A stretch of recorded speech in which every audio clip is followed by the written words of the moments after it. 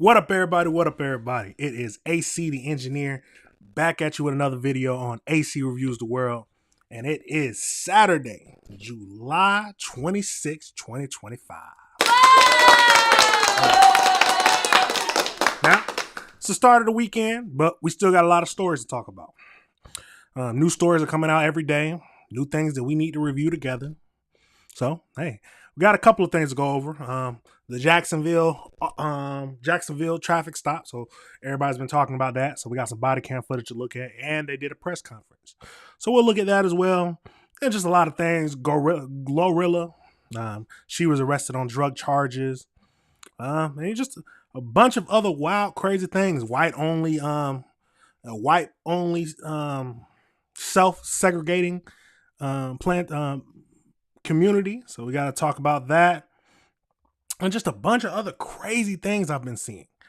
Someone's killing their grandmother. That is absolutely crazy. Or unaliving their grandmother. Crazy. But without further ado, let's jump right into it. The first thing we're going to talk about today is the Jacksonville traffic stop. So we got some body cam footage to look at, and then we're going to look at the press conference. And just to see what we're still thinking. So I've already done the first initial video on this, where you can see him getting punched. My first thoughts was the first punch was uncalled for, but I do know that if you are resisting arrest, they're allowed to punch you to make you comply. That is, I don't know if you feel that's right or not, but hey, let's get right into this body cam footage, and it basically breaks down both the body cam and his footage that he was shooting. So let's jump right into that.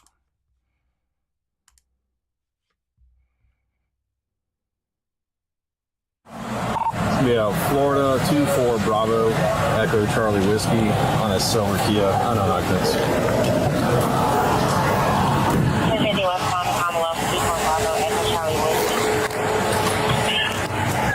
Yes, sir. Is there a reason why you're popping the door open like that? I don't have a window that works. Is there a reason that you're pulling me over? Yeah, absolutely. There's a reason why I'm pulling you over. For one thing, inclement weather, you don't have your lights on. Two things, you're not wearing your seatbelt. It's daylight. I don't need the lights, and it's not weather. It's not raining. Oh, this is inclement. It's not raining. Okay, I'm not arguing with you. I'm telling you why I'm pulling you over. Give me your driver's license, registration, proof of insurance. No, call your supervisor. Why? Excuse me? Call your supervisor. Why did you pull me over? 37, 35. I'm proper the dog driver. I've already told you. Why did you pull me over? Step out of the vehicle. No. Step out of the vehicle.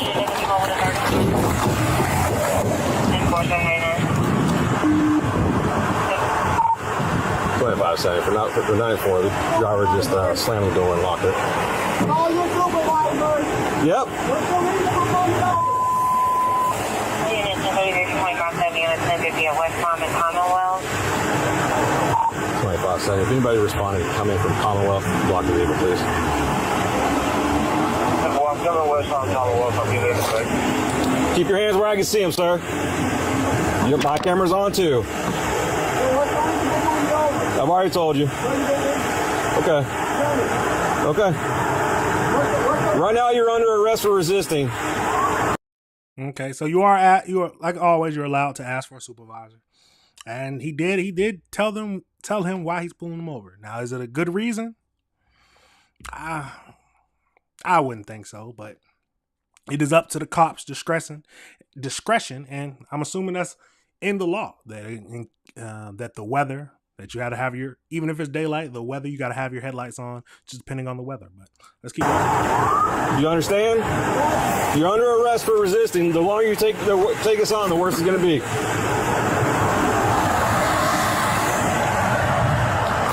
Keep your hands where I can see them, sir.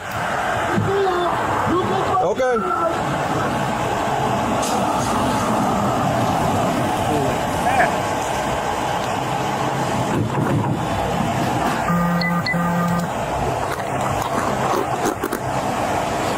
Sir, this is your last warning to open the vehicle and exit before we're going to break the window.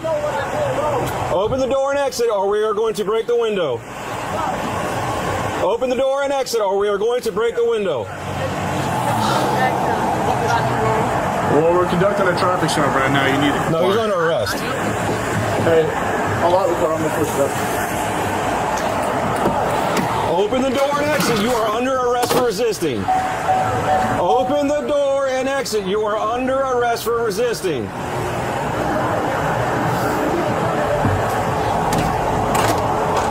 Open the door and exit. You are under arrest for resisting. Open the door and exit. You are under arrest for resisting.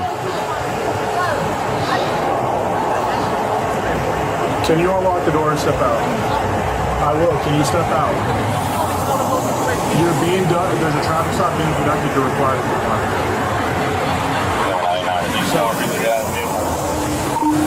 Vehicle's blocked in. Yes. He's locked it up. Put the window down. Correct. I tried to talk to. Huh? Okay. So what did he ask for when he I guess, talked to you? When he pulled me over, he walked up, opened my door, my window don't work, right? And then I said, so what I did wrong? Yeah. He said, well, for one, your headlights are off under this weather. I'm like, there's multiple people headlights off. Okay, that's still a and then there's no rain. It doesn't matter. You're still required to have headlights on. Can you pull that? Now, yes, it is a legitimate reason. I'm assuming it's in the law books, but I've never been pulled over with my headlights off when it's about to rain. But I'm assuming, but I've seen comments of the videos of people who have, so can't really say anything about that. My main thing is it's best to comply because one, you don't want to get in an altercation, and two, you can just let your lawyers handle it. It's the reason we got lawyers. If you feel like your rights is being violated, go ahead and comply and then talk to a lawyer. That's the best thing to do it. But let's keep going. That law up? Huh? Can you pull that law Yeah, up? when you step out of the car, I will. Hey. Can you call your supervisor? Huh? Can you call your supervisor? All right, go for it. Breaks the window. Exit the vehicle now. Exit the vehicle. All right, see, that is where it was a little too much. I don't know if that looked. I've been seeing some screenshots. It was like a slap or a punch. I think that was too much. Now, if you disagree with me, let me know. But that just seems like too much to me. He didn't even try to grab him first. Like if he would have tried to grab him and hold him for the door to open up so he can pull him out, that's totally different. But he went on and swung and hit him in the face. That's too much. I think that is excessive force. Now let's keep going into this video. Show me your hands. Here. 1033 at 16.1 hours. Here. What is your reason, sir? What is your reason? Step out now. All right.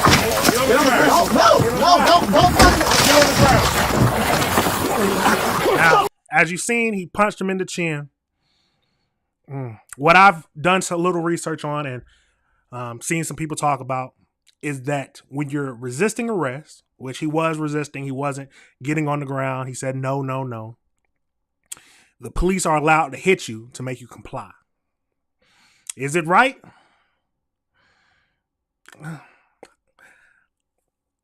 If you're resisting arrest, it's in their law. I don't know if it's right or not, but it is in the law that they are allowed to hit you and use reasonable force. Now, if he would have took out his baton and started beating on him, that would have been too much. But maybe even a shot to the face is too much. But yeah, but I know that is the law where they are allowed to strike you if you are not complying and you are resisting arrest. So let's keep going into this. Put your hands behind your back. I'm resisting. Hands behind your back. What's wrong with you? What you mean? I was putting my hands behind my back. I was doing Ain't no talking now, man. Ain't no talking. See that? When he's already on the ground, is there a need? Is there a need to punch him like that? So No, don't touch me.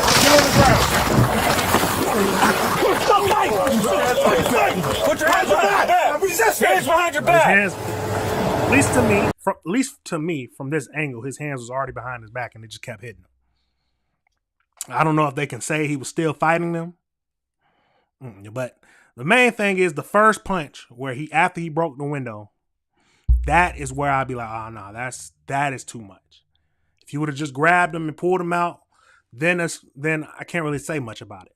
Because like I said, they are allowed to hit you when you are not complying and they're trying to arrest you and you're resisting arrest. What's wrong with you? What you mean? I was putting my hands behind my back. I was on. Ain't no talking now, man. Ain't no talking. Fucking talking shit, bro. I was doing, bro. What's going on, man? You're under arrest. That's what's going on. No. Yes, bro. Yes. That's a lawful reason, bro.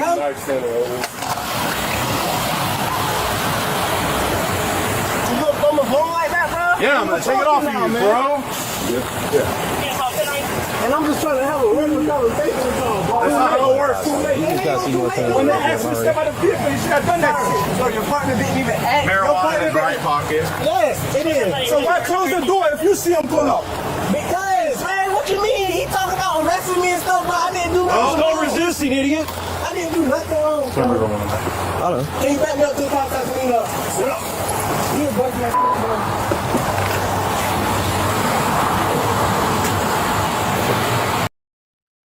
Now, like I said, did the cop do too much, especially the one who punched him in the face? Yes, I think so.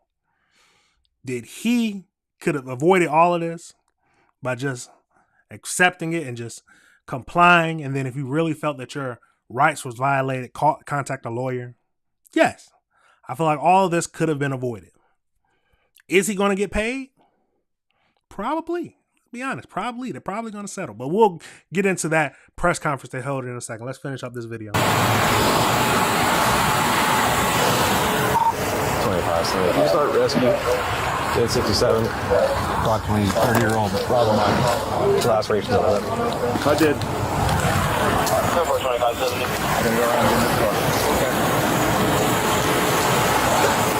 Thank you.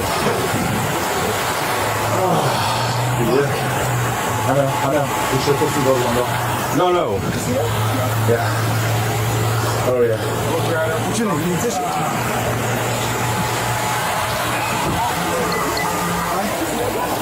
That from the class? You good? Yeah, you or him?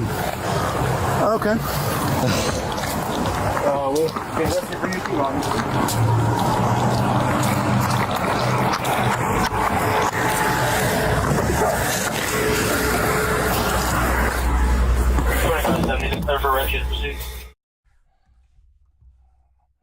All right. So, like I said, all of this could have been avoided. But yes, I do think that first punch is too much and excessive force. Now, the things afterwards, I don't know. Just because I know they are allowed to punch you if you are resisting arrest. And it did look like he was fighting them. So, is it right? I don't know. You tell me your thoughts. But let's get over into this press conference and see what the press conference is talking about. Today, we are hearing from the man who was punched by a police officer during a traffic stop in Jacksonville. CBS Miami morning anchor Betty Wynn is here. And Betty, that man was joined by his family and civil rights attorney Ben Crump. Yes, that's right. Just over an hour ago, in fact, we got our first look at 22-year-old William McNeil Jr. after his violent arrest that you see here. It went viral. And he stood next to his parents while his attorney stated that some of his injuries are permanent. Now, it's just that punch afterwards to the chin just looks crazy to me. Does look crazy. Now, like I said, I keep saying I don't know if they'll, just because they're allowed to hit you because you're resisting, if they will even consider that. But let's keep going. His chipped tooth was still visible as he very briefly explained what happened. That day, I just really wanted to know, I'm not going to stop it too much, but he cleaned up. I mean, you're going to be in front of the press. Got his hair in the little, what is it called? The yarn ball. He cleaned up. That's how you do it. You clean up when you get in front of the press. While I was getting pulled over and while I needed to step out the car when I knew I didn't do nothing wrong,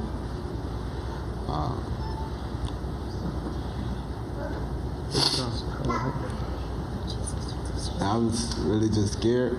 We have audio, visual evidence, proof of what happened.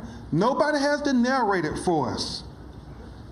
To the sheriff, respectfully, you can't justify this. So this comes as we see a new angle of that traffic stop. Now, the sheriff released body cam video of the arrest. I want you to take a look at it. Boom. Is there a reason that you're pulling me over? Yeah, it looks like it was like There's a reason why I'm a pulling hard you over. For one thing, slap push. inclement weather, you don't have your lights on. Two things, you're not wearing your seatbelt. It's daylight. I don't need the lights. And it's not raining. It's not raining. Oh, this is inclement? It's not raining. Okay, I'm not arguing with you. I'm telling you why I'm pulling you over. Give me your driver's license, registration, proof of insurance. No, call your supervisor. Step out of the vehicle. No. Step out of the vehicle. Like I said, Okay, all so of this, after shutting all of this could have been avoided if he would have just got out the vehicle. They would have gave him a ticket, and if he felt like his laws, or if it wasn't a reasonable ticket, or if it wasn't he wasn't doing anything against the law, he could have took a lawyer against it. But hey, he stuck it out. his door, McNeil refused to exit his car and then kept requesting a supervisor. Officials say he was asked 7 times to step out of his vehicle, but he never did. Now, the state attorney's office found none of the officers violated criminal law. The sheriff is also defending his deputies, and that deputy seen punching McNeil. He is on paid administrative leave pending an internal investigation. As for McNeil, he pleaded guilty to resisting a police officer without violence and driving with a suspended license. However, his attorneys say police stopped McNeil over bogus claims of... He was already doing a lot. He was already driving with a suspended license. He was already doing driving without headlights in broad daylight and not wearing a seatbelt when video shows he was wearing a seatbelt. Yeah, I don't know if he just put his seatbelt back on, but I couldn't tell when he was leaning out the car if he had a seatbelt or not. Main thing is the first cop who was on paid suspension for punching him or slapping him, hitting him right when the window was broke. I feel like he did too much.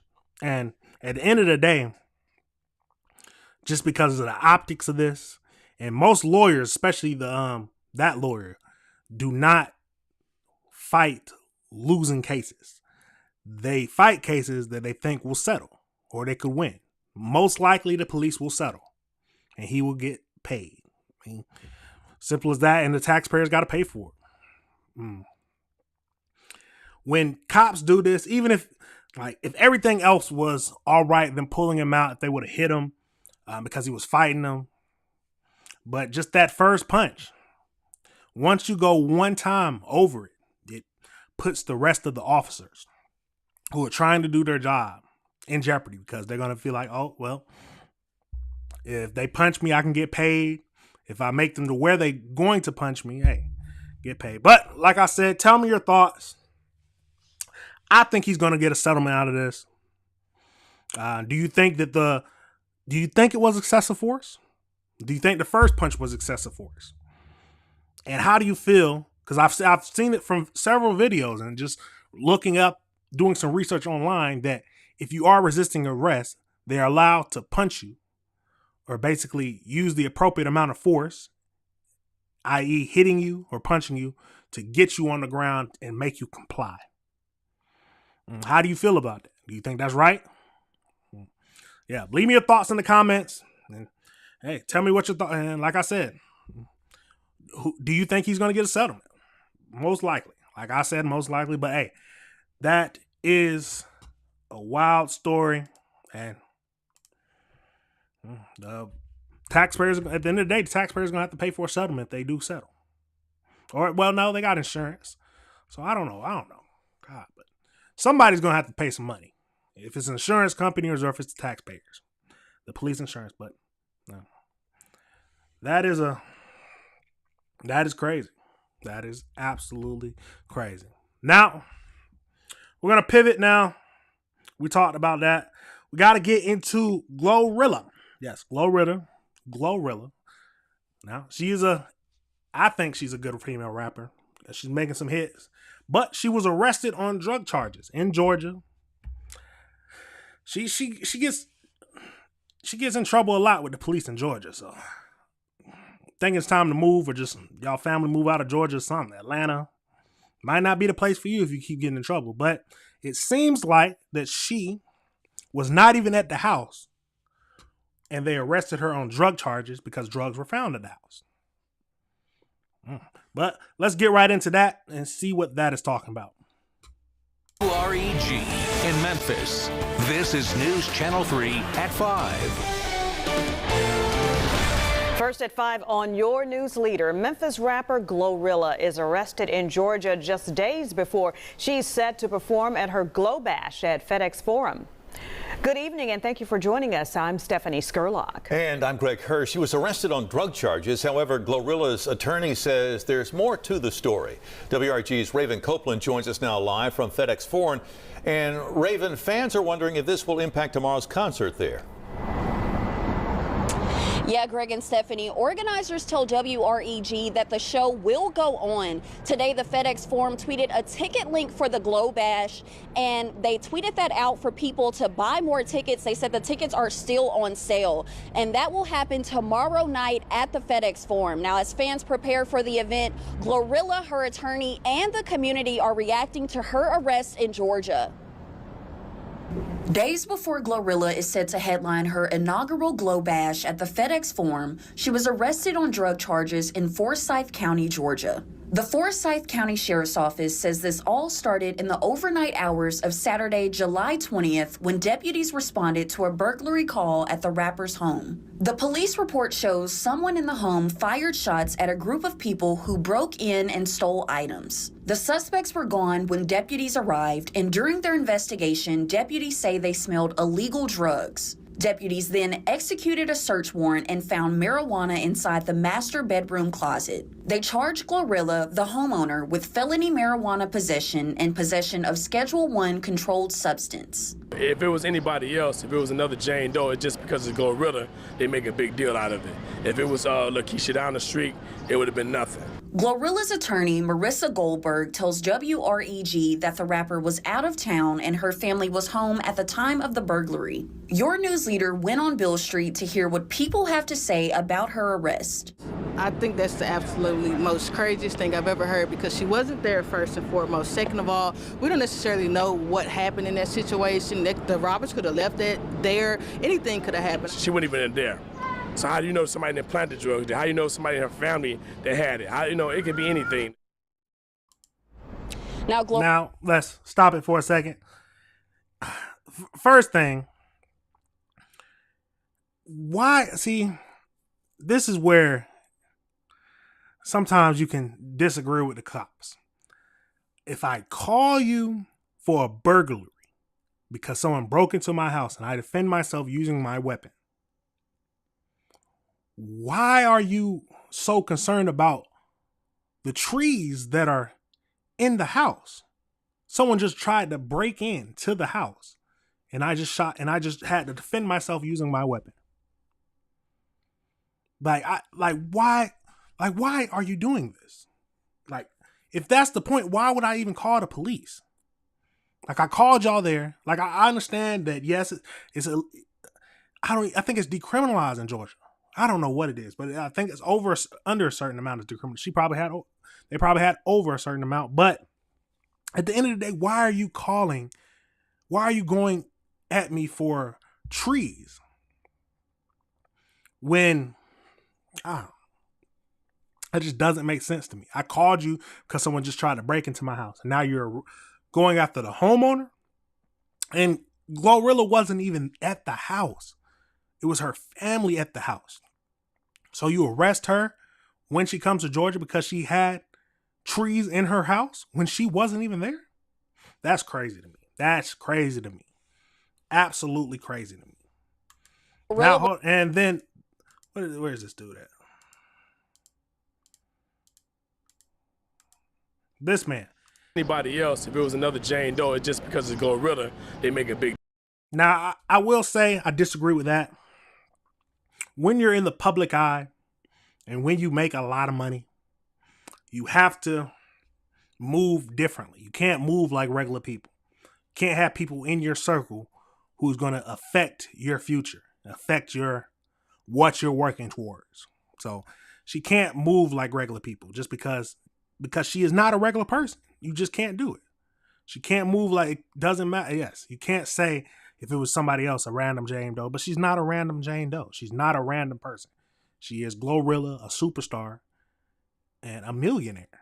So she has to move differently, and she has to associate with people who make sure that she is moving the correct way. But let's deal out of it. If it was Lakeisha down the street, it would have been nothing. Glorilla's attorney, Marissa Goldberg, tells WREG that the rapper was out of town and her family was home at the time of the burglary. Your news leader went on Bill Street to hear what people... How can you arrest someone for trees in their house when the family is staying there and she's not even there just because she's the homeowner? Yeah, that sounds crazy to me. People have to say about her arrest. I think that's the absolutely most craziest thing I've ever heard, because she wasn't there first and foremost. Second of all, we don't necessarily know what happened in that situation. The robbers could have left that. Come on, let's be honest. Come on now, come on now. Come on now. It was in the master bedroom, in the closet. We're not stupid now. Yes, it was the family's trees who were there. That was their family trees. You can't, I don't want to hear none of that. The robbers could have left it. No robbers leaving trees around. Come on now, let's be honest. There, anything could have happened. She wouldn't even been there. So how do you know somebody that planted the drugs? How do you know? The main thing is that she wasn't there. Somebody in her family that had it. How do you know? It could be anything. Now, Glorilla was released the same day on a $22,260 bond. And again, she is expected to perform tomorrow night at her Glow Bash at FedEx Forum. Now, she tweeted about her arrest and she said, long story short, my house gets invaded and I'm the only one that gets arrested. Now, Glorilla's attorney says that there have not been any arrest warrants in touch with that home invasion. And she went on to say that Glorilla is a victim, not a suspect. Reporting live from downtown Memphis for your news leader, Raven. Now that is crazy. There's no arrest warrants for the home invasion. I mean, maybe they couldn't find nobody or they don't know who did it, but you arrest the homeowner who wasn't there because you found trees in the house when she wasn't there. No. Most likely the lawyers are going to get that thrown out. Is she going to sue the department? Probably not. But she might. She could. I feel like she could sue the department. Because that's just bogus to me. That don't sound right. Now, let me know your thoughts. Do you think that she should have been arrested even though she wasn't there? Is it because it's just like if it's, no, because you're usually there.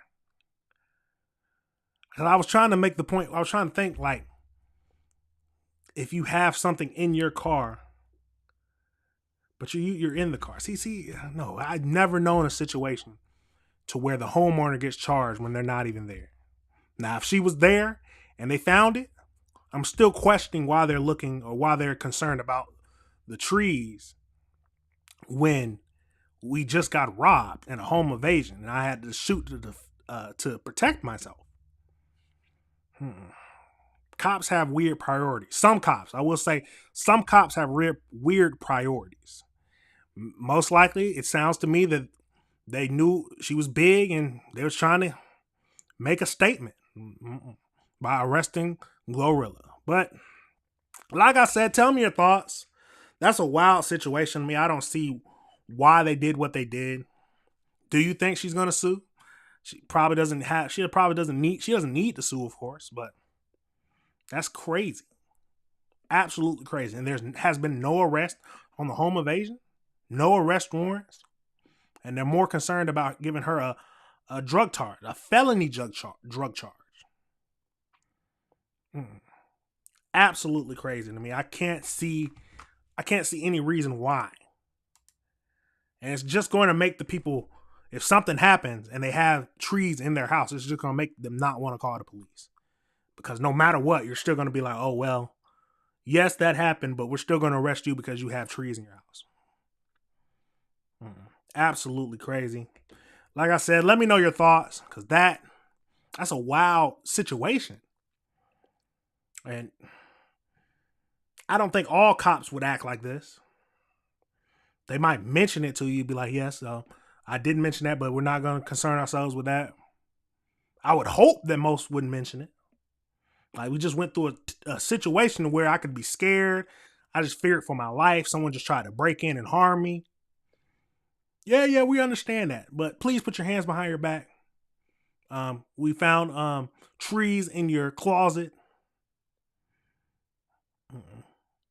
And then it's even crazier that you come back to the city. You come to the city and you get arrested when you wasn't even at home for stuff that was in your house.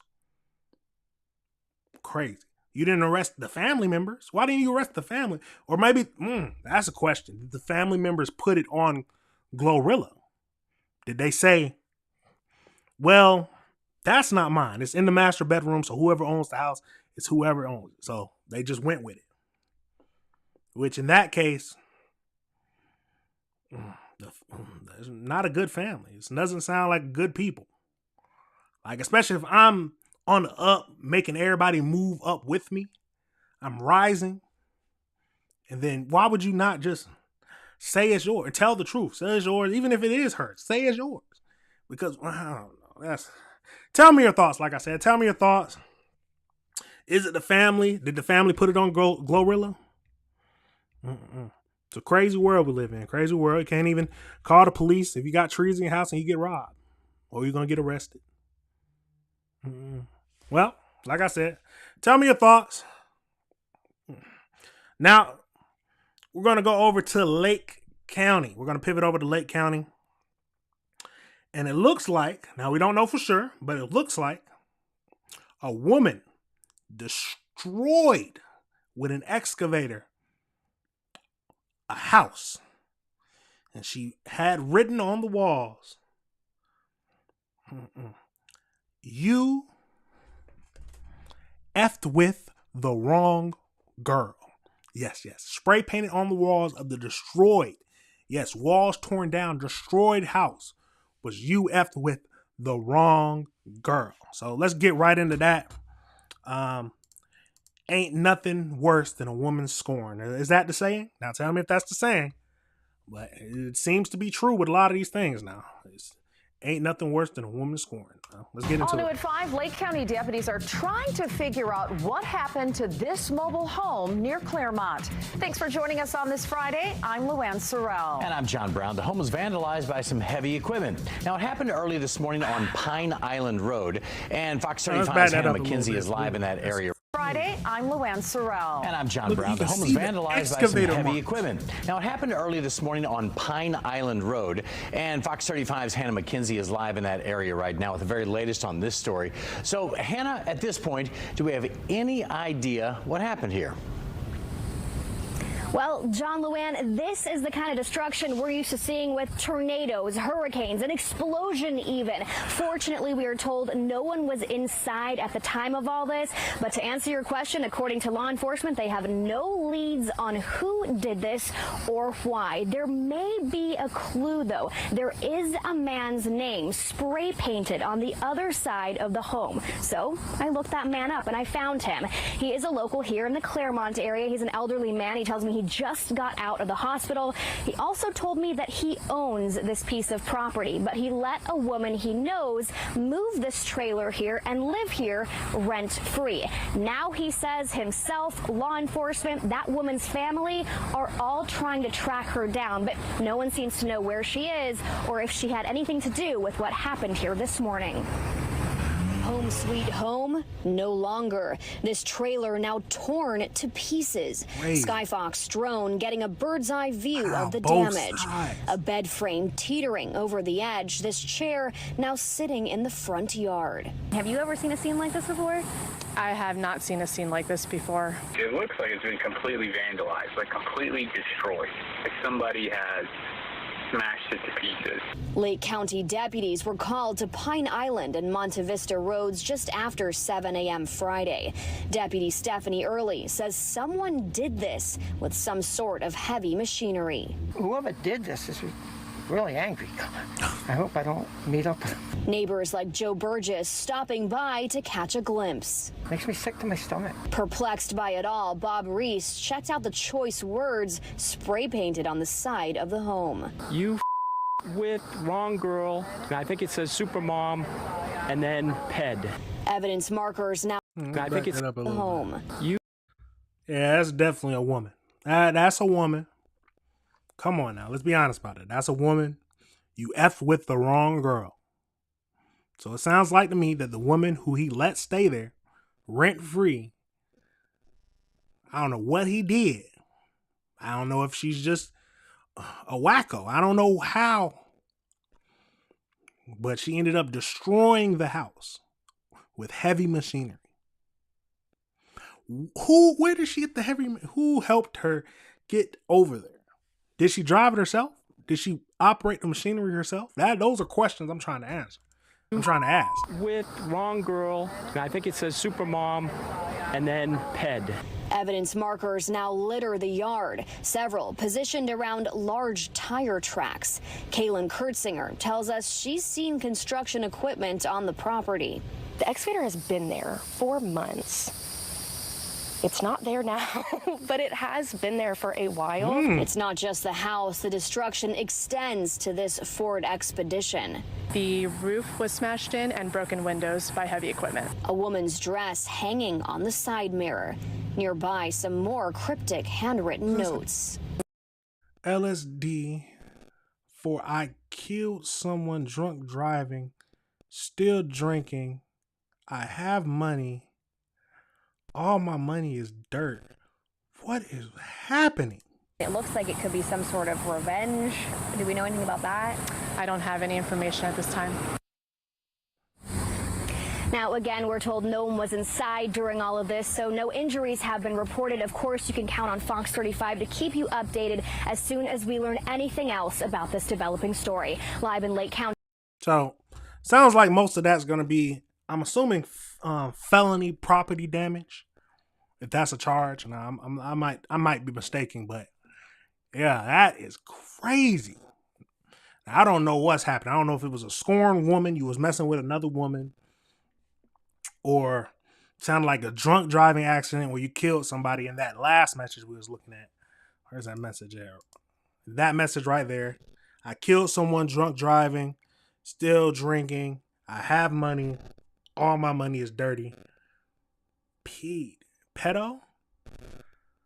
Yeah, these are a lot of accusations. A lot of accusations.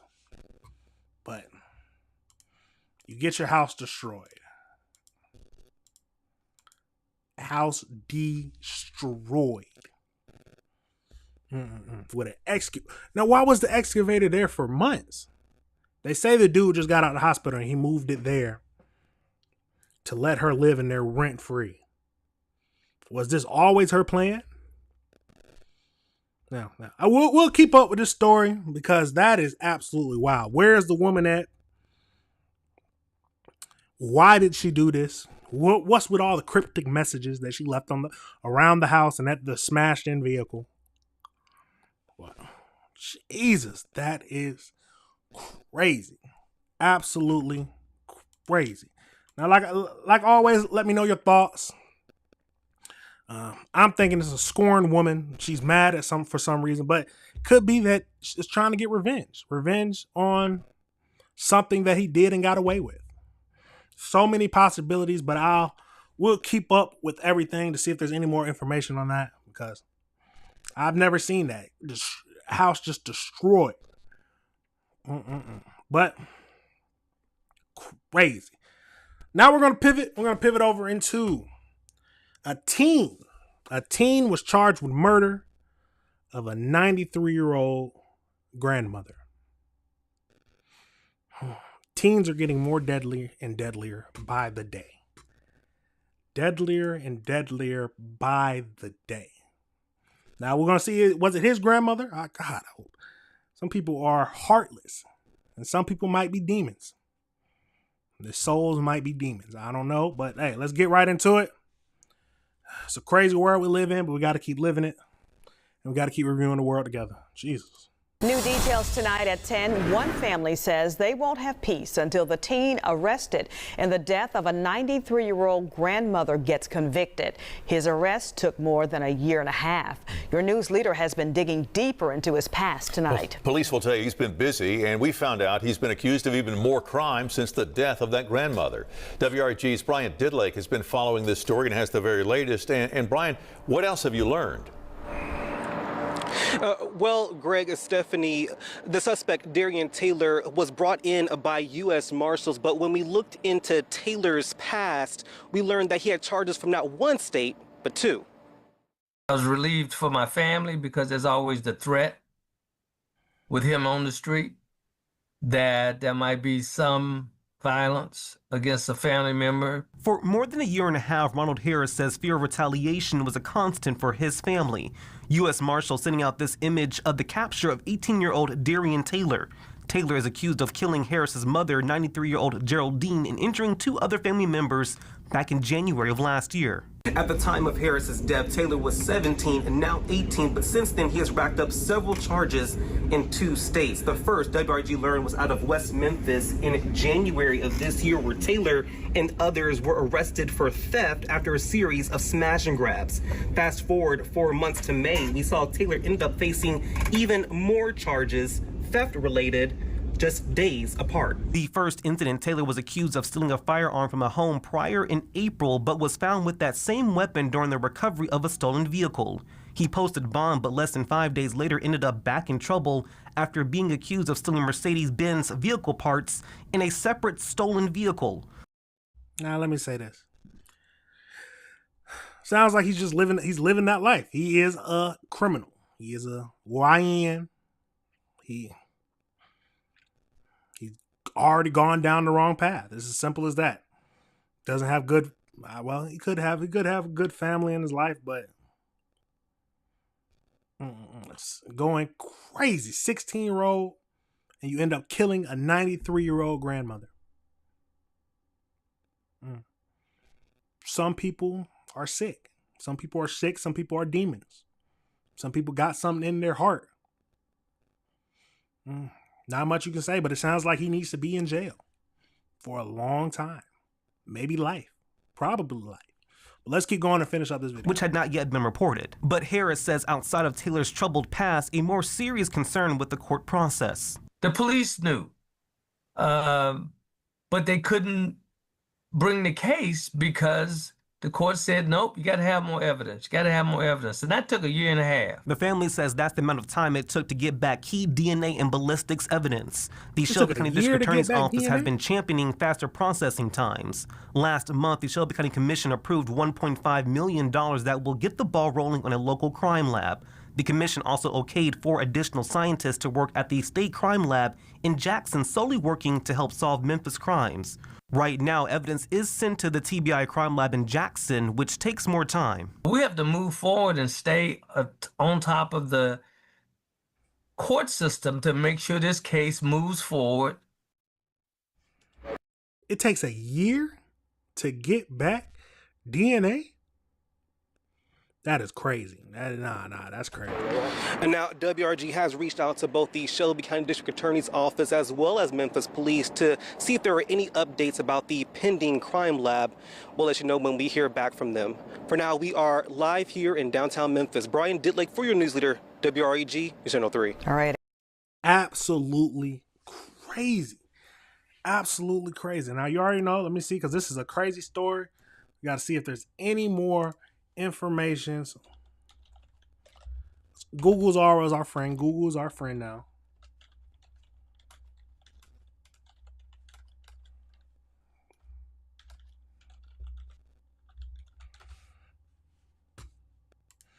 Good news. Let's see.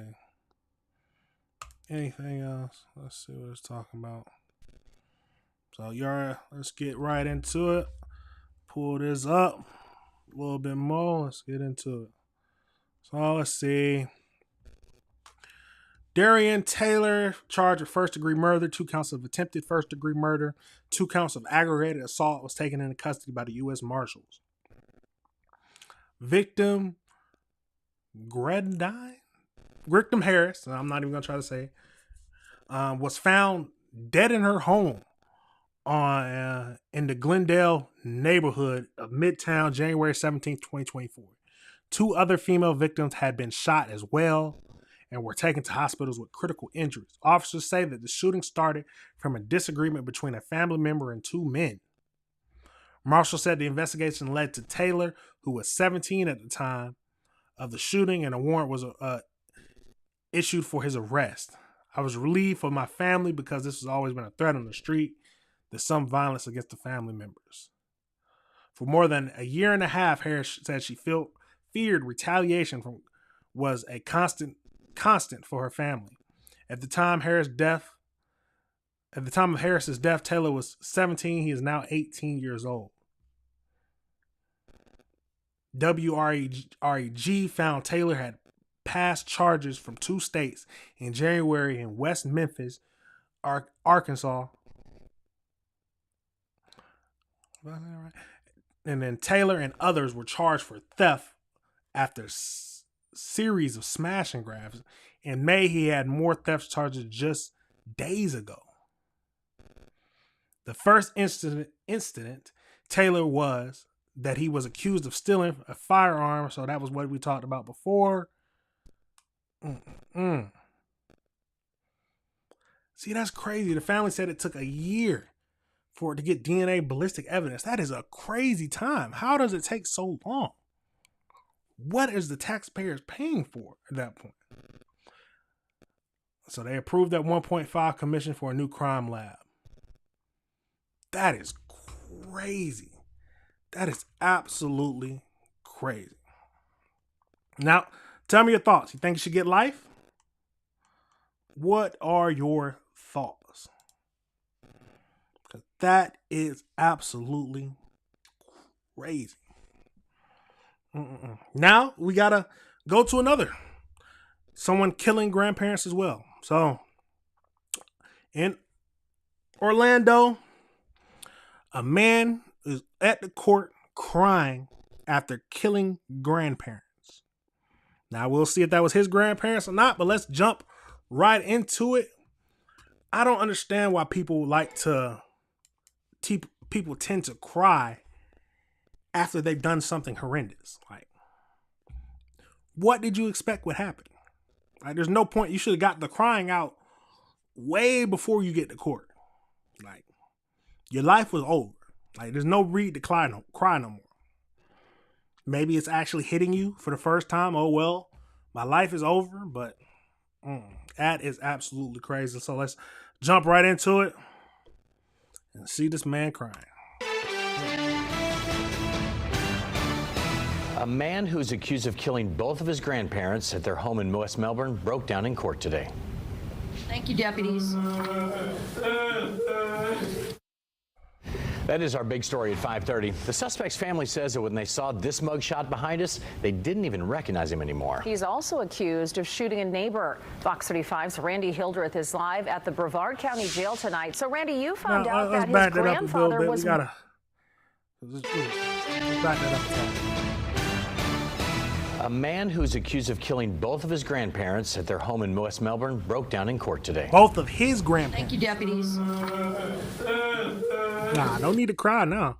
That is our big story at 5:30. The suspect's family says that when they saw this mugshot behind us, they didn't even recognize him anymore. He's also accused of shooting a neighbor. Fox 35's Randy Hildreth is live at the Brevard County Jail tonight. So, Randy, you found out that his grandfather was well known in that community. Yeah, good evening to you both. I spoke with his son late this afternoon. He says that his father had a life of service. He was a veteran, served in the Korean War. Later on in his life, he served this community, saying he served in many advocacy groups, including the NAACP. 2 counts, second-degree murder. Standing before a judge shackled. The weight of 22-year-old Jeremiah Campbell's alleged crimes hit him like a ton of bricks. 100,000.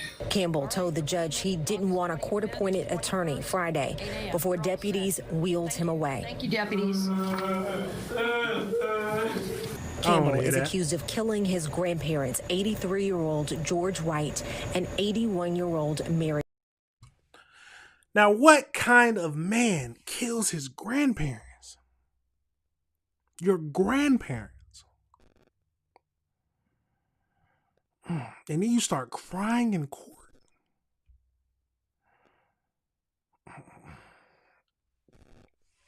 Absolutely crazy. Sick. He deserves what's happening to him. That's all it is. There ain't no need to cry. You did it. It's time for you to face it up. White, and also shooting. You was man enough to kill your grandparents. Now you got to take them charges and be in jail for the rest of your life. Now, I don't know the circumstances around it, why he killed him. But unless you fear for your life, no other reason. I don't see it. That's always been my thing.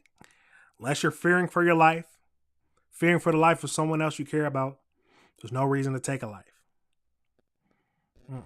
But let's keep going. And injuring a neighbor that George had run to for help. As the community learned of the loss. When I did get the message, I actually screamed. Bishop Jacqueline Gordon knew the Whites through church, and George served with her nonviolence advocacy group called Pushback Community Alliance. Oh my Reverend died his way with gun violence. You mean to tell me that your grandparents were in the nonviolence advocacy group? And you killed them? They were fighting against gun violence in the community. And you killed them. Now, like I said, we don't know what's happening behind the scenes, but that is crazy. Absolutely crazy. Let me know your thoughts. Oh my God. Oh my God. That's crazy. It's the one thing that he fought against. It's just so overwhelming. It's so overwhelming. Campbell is being held with no bond for his grandparents' murder, and the community continues to pray for justice. Anybody can be sorrowful after we speak or after we pull a trigger. But whoever pulled that trigger, I think, needs to face the consequences of that. Yep, facts. Nothing wrong with what he said. Yes, you can feel sorry and upset after you've done it, but at the end of the day, you did it. You can't, it's you crying and stuff in court. It ain't gonna do anything. It doesn't matter. I'm not gonna be, the judge should not be more lenient because you're crying. No, you need to face the maximum penalty, especially if you did it in cold blood and there was nothing warranting it. Crazy. Killing your grandparents.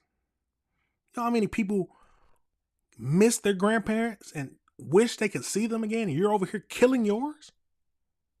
Absolutely wild. And the neighbor who was shot in this domestic violence incident has been released from the hospital and is recovering at home. Campbell is also charged with attempted second-degree murder and shooting into an occupied dwelling. Reporting tonight, Randy Hildreth, Fox 35 News. End of the day, he sounds like a crash out. He sounds like a crash out who deserves to be behind bars. Like I said, I don't never understand why these people start crying in court. Like I said, maybe it's just because they finally realized the weight of what they did. But I don't want to see you crying in court. I don't want to hear that. You killed your grandparents, not someone else's. Your grandparents. Your grandparents. That is crazy. I can't imagine. I can't imagine. But like I said, we got to review the world. These some crazy people in this world. Some absolutely crazy people in this world. Randy, thank you. So that is absolutely crazy. Let me see. You already know we got to do the research. So we'll see if there's anything else.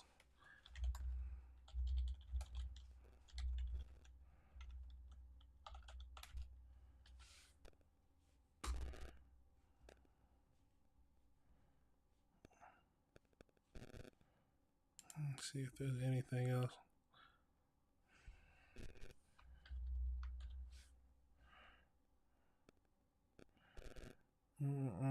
See if there's anything else in this article that shed any more light on this. So let's jump into it. The young man accused of killing his grandparents and injuring a third person on Washington Street won't be leaving jail anytime soon. So Jeremiah Campbell, 22, charged with murder and attempted murder. The sheriff released photos of his grandparents, George White, 83, and Mary White, 81.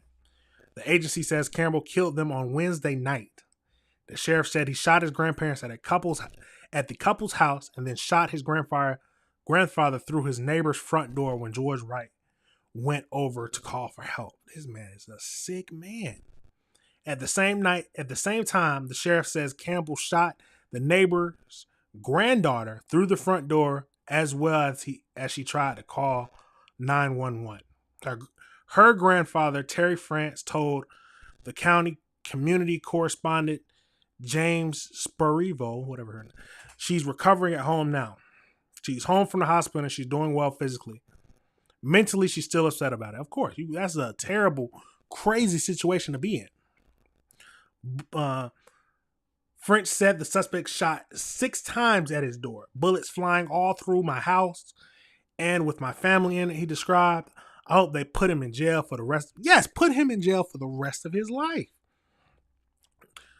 Judge Barker told Campbell his charges are punishable by up to life in prison.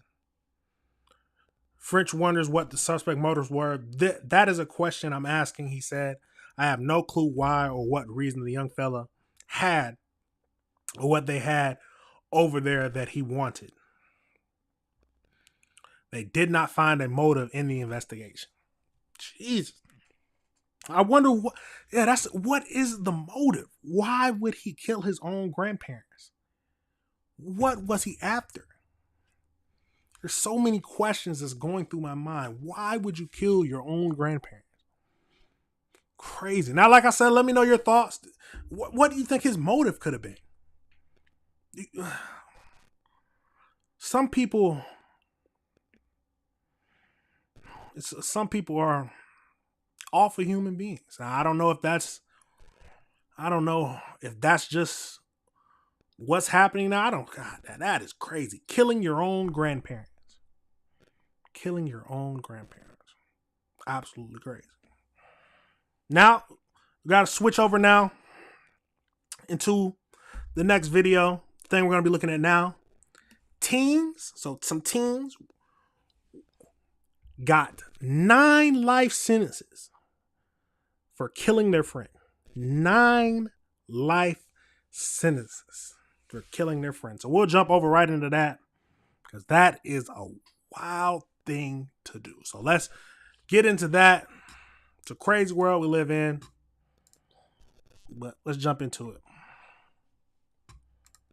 To stay on top of breaking news happening in Marion County. 2 teenagers, 2 life sentences for a crime spree that cut 3 young lives short back in 2023. Channel 9's Nick Pampantonis reports from the Marion County Courthouse where the judge finally asked the question many people wanted the answer to.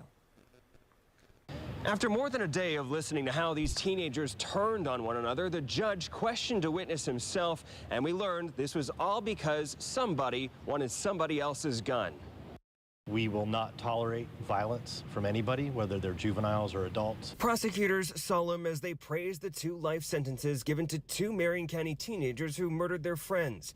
Robert Robinson and Taj Bruton will serve at least 23 years for killing Layla Silvernail, Camille Quarles, and Michael Hodo before being eligible for parole, which the families hope will never happen. Okay, so this is the same. I respectfully ask that you ensure that they... Okay, so we already went over this. Because that is absolutely crazy. So this one, it was actually 3 teens. So we watched it. Go look at my other last live stream, but this is absolutely crazy. Oh, God, I was not expecting it. I wonder why they changed the name of this. I was wondering why they look familiar. They cut their hair, no longer with dreads. Absolutely crazy. But we're going to pivot over into something else since we already went over this video. Absolutely crazy. We'll go over into. So we'll go into the. So the next thing we're going to be looking at is the whites only. So it looks like there's a community up in Ozark that is basically returning to the land, is what they said. And it's a white only group, white only land. So we're going to get into that and watch a little bit of this next video. So let's see what it's talking about. So let's jump into it. So we get right over here. So let's jump into that. We are driving deep into the Ozark Mountains. The group's leaders are not from Arkansas, and they've chosen these remote parts for a reason. All the locals I spoke to knew only a little about the group, if anything. I don't necessarily agree with it, but that's not my choice. Yeah, but do you think they should have the freedom to do it? That's what they want to do. I think it's kind of a little fishy around here, but just be safe. The leader of the group is called Eric Orwell, and he's invited me to spend a few days with them. Hey, Eric. This is a long video, so we're not going to watch the whole thing, but we'll get the gist of everything. So what he is doing here is entirely legal, and that's key, because if it is, it could be a blueprint for many other communities to come. Welcome to the Ozarks. Thank you very much. What we've done here is establish a place where we have control over who our neighbors are, and that is just for the sake of preserving, our culture. And that culture, effectively, we're saying this is a white culture, a whites-only place. White American culture. Yeah, not just white, but white American. But what this sounds like is bringing back segregation. Is that a fair assessment? Well, I mean, it's free association. So we're not trying to keep other people down. This is a small settlement in the middle of the Ozarks. But they are being kept out. Well, I mean, you don't let everyone into your home. 160 acres taking shape, forest cleared, roads laid, cabins built. Around 40 people live here. Hundreds more from across the world have paid to be members. And I'm intrigued to find out what motivates people to give up their old lives for this. We met here. Oh, you met here? I guess he came here. I met her on like day 3. Yeah. Oh my God, what a story. It beats Tinder, doesn't it? Yeah, right? Yeah. David and Caitlin not only met here, they got married last month. And they wouldn't be here without social media. Somebody had posted a video of Eric. Yeah. I saw videos of them actually building stuff on the land. I was like, oh man, I gotta come check this out. And I figure if there's nothing else like this in the country, like it should at least exist. Yeah. Like, do people really think that we should never be able to choose our neighbors? It wouldn't be controversial for any other racial group to do the same thing. I think it'd be quite controversial. Well, if you don't have rules against it, then, anyone of any race can come and be your neighbor, and they're watching the news, which is telling you that white people are, the cause of all your problems and all the ills of society, and suddenly, your children are much less safe because there's a lot of violence, anti-white violence happening to white people and white children. And so specifically now, like I said, not like I said, but at the end of the day, if they own the land, it's their private property, they can decide on whoever wants to live there. I mean, it doesn't look like a place I want to stay. So, I mean, if they want to do that, now I've heard both black people, I've heard Jewish people all talking about having their own community. Amish, their people, they have their own community. If you're not Amish, you're not going to live there. I mean, they're not. It doesn't sound like that they think they're better than anybody. There just seems that they want to choose their neighbors. Now, that's my initial thinkings of it. I mean, that's where they want to stay. That's where they want to stay. It doesn't look like I want to stay there. But yeah, hey, they own the land. They pay the property taxes. They get to decide what they want to do with the land. They only want to have white people there. They can only have white people there. Just like if some black man or black woman buys a bunch of land and they only want to have black people on the land. I mean, it's their right. Jewish people can do the same thing. I mean, it's up to you. It's not like now if they start like burning crosses and wearing KKK masks and lynching people, then that needs to be broken up and they all need to go to jail. But if they just want to live there and they only want to live with white people, let them do what they want to do. I mean, doesn't affect me at all. Not one bit. That's what they want to do. That's what they're going to do. Let's keep watching a little bit more of this video. Sort of motivated by racism against white people. What sort of things? The heavens are about to... Yeah. I'd like to continue talking, but the rain starts and it comes down hard. The residents shelter in their cabins and night falls. The next morning. This is how the average weekend works at Return to the Land, or RTTL, what they call a work party, made up of residents, but also new recruits who have come to check out the project. It is hot, hard work.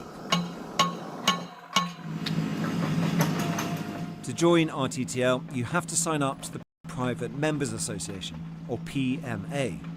And there are strict criteria for membership, as Scott Thomas, a board member and one of the founding fathers here, explains. You have to be a PMA member to live here. Yeah. So you have to be someone of European heritage. The group's logo, based on a Nordic rune, draws on that heritage. It is the PMA that the group believes makes this all legal. Once members have been vetted on ethnicity and other grounds, they can buy shares in the Limited Liability Company, or LLC. Those shares translate to acres of land that they can build on.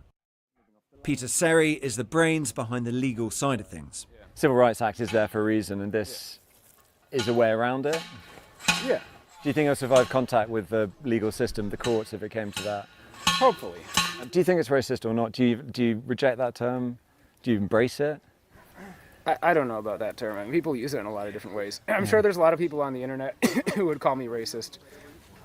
I don't really know or care whether that term applies to me or not. Maybe.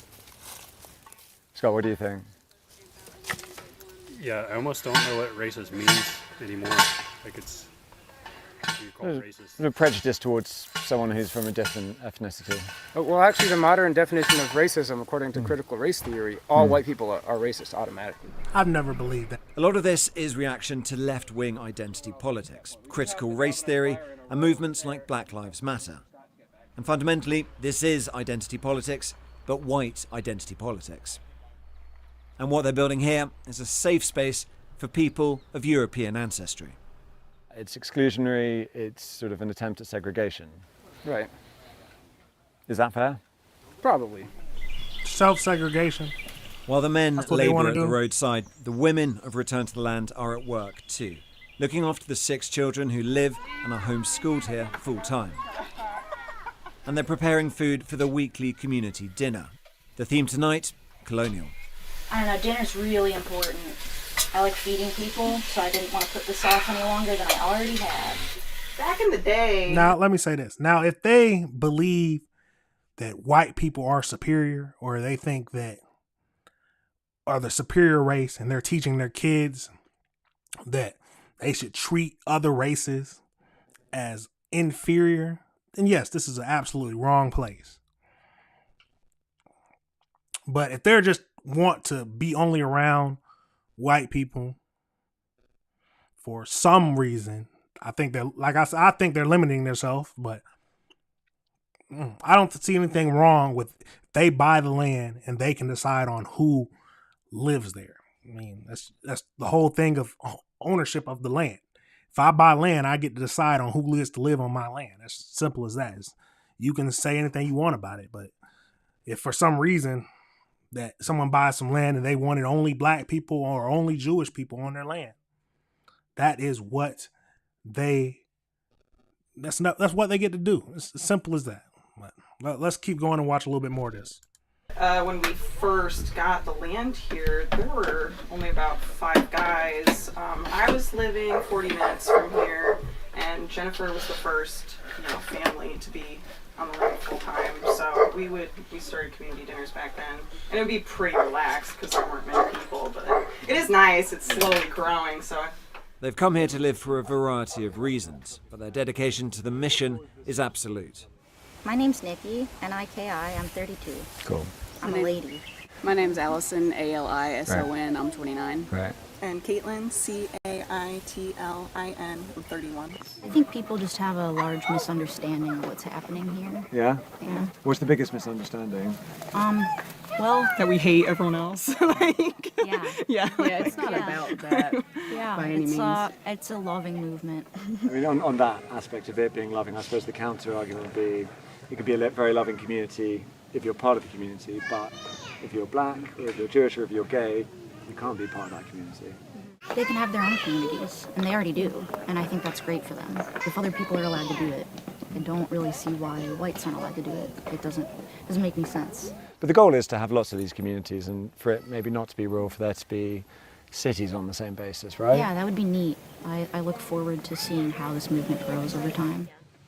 A full white city where it's only white people, that gets a little much. I mean,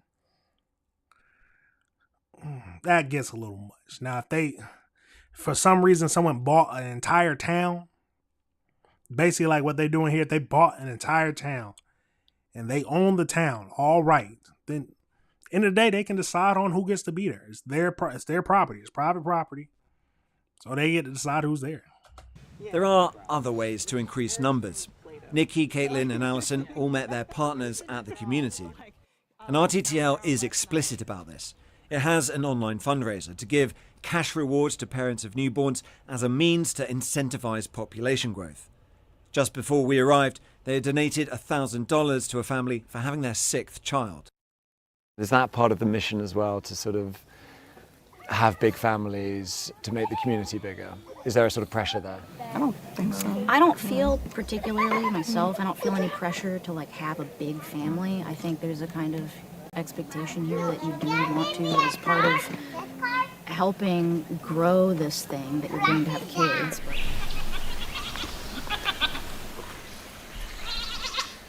There's not a lot to show around here. I basically just have the whole pasture area. Peter is unattached. Now, that's enough of that. We basically get the gist of it. It doesn't sound like that they hate.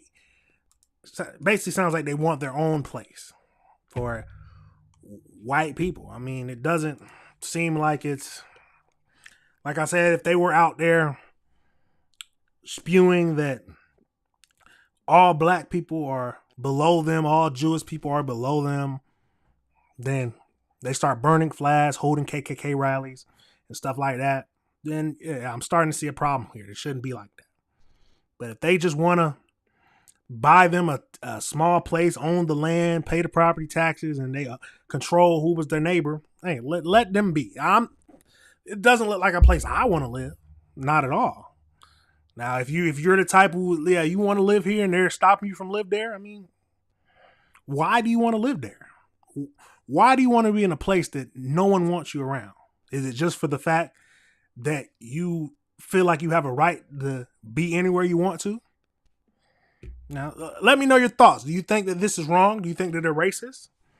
Do you care that they want to live all together with just white people? I mean, yeah, it's I don't know. I think it doesn't matter to me. It literally does not affect me. Now, will it get different if they try to do this in a whole city? Yes. No, you can't do that. At least that's my thoughts. But yeah, let me know your thoughts. Do you think it's wrong? Are you fine with it? Or you just don't care like I do? Just let me know what your thinking is. Now we're gonna pivot over to Dallas-Fort Worth. So it looks like an inmate in the jail was charged with murder after supplying drugs and causing an overdose. So we'll jump right over into that. People, I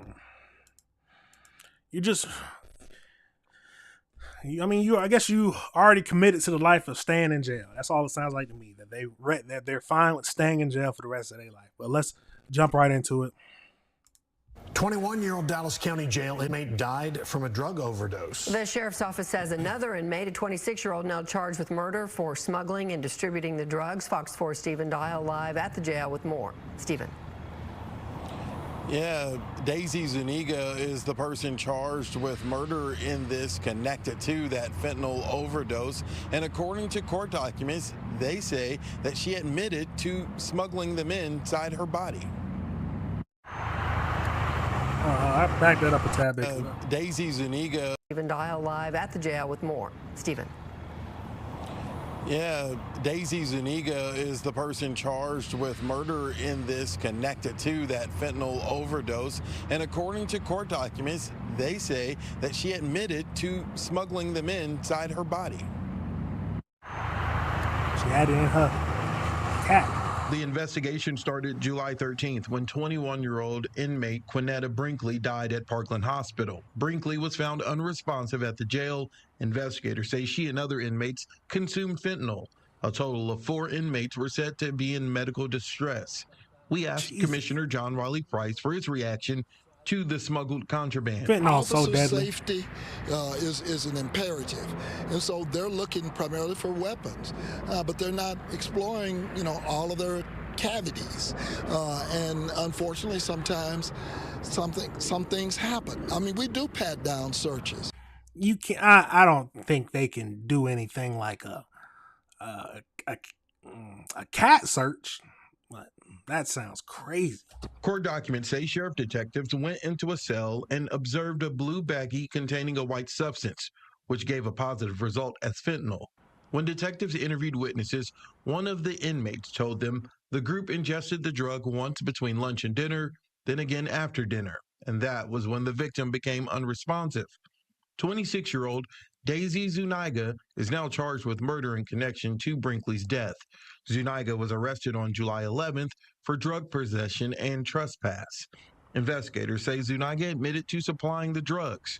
In the arrest warrant affidavit, she stated she successfully made it through the X-ray scanner and a strip search without the drugs being detected. I want to say hopefully it's a one-off, but we're not going to check every.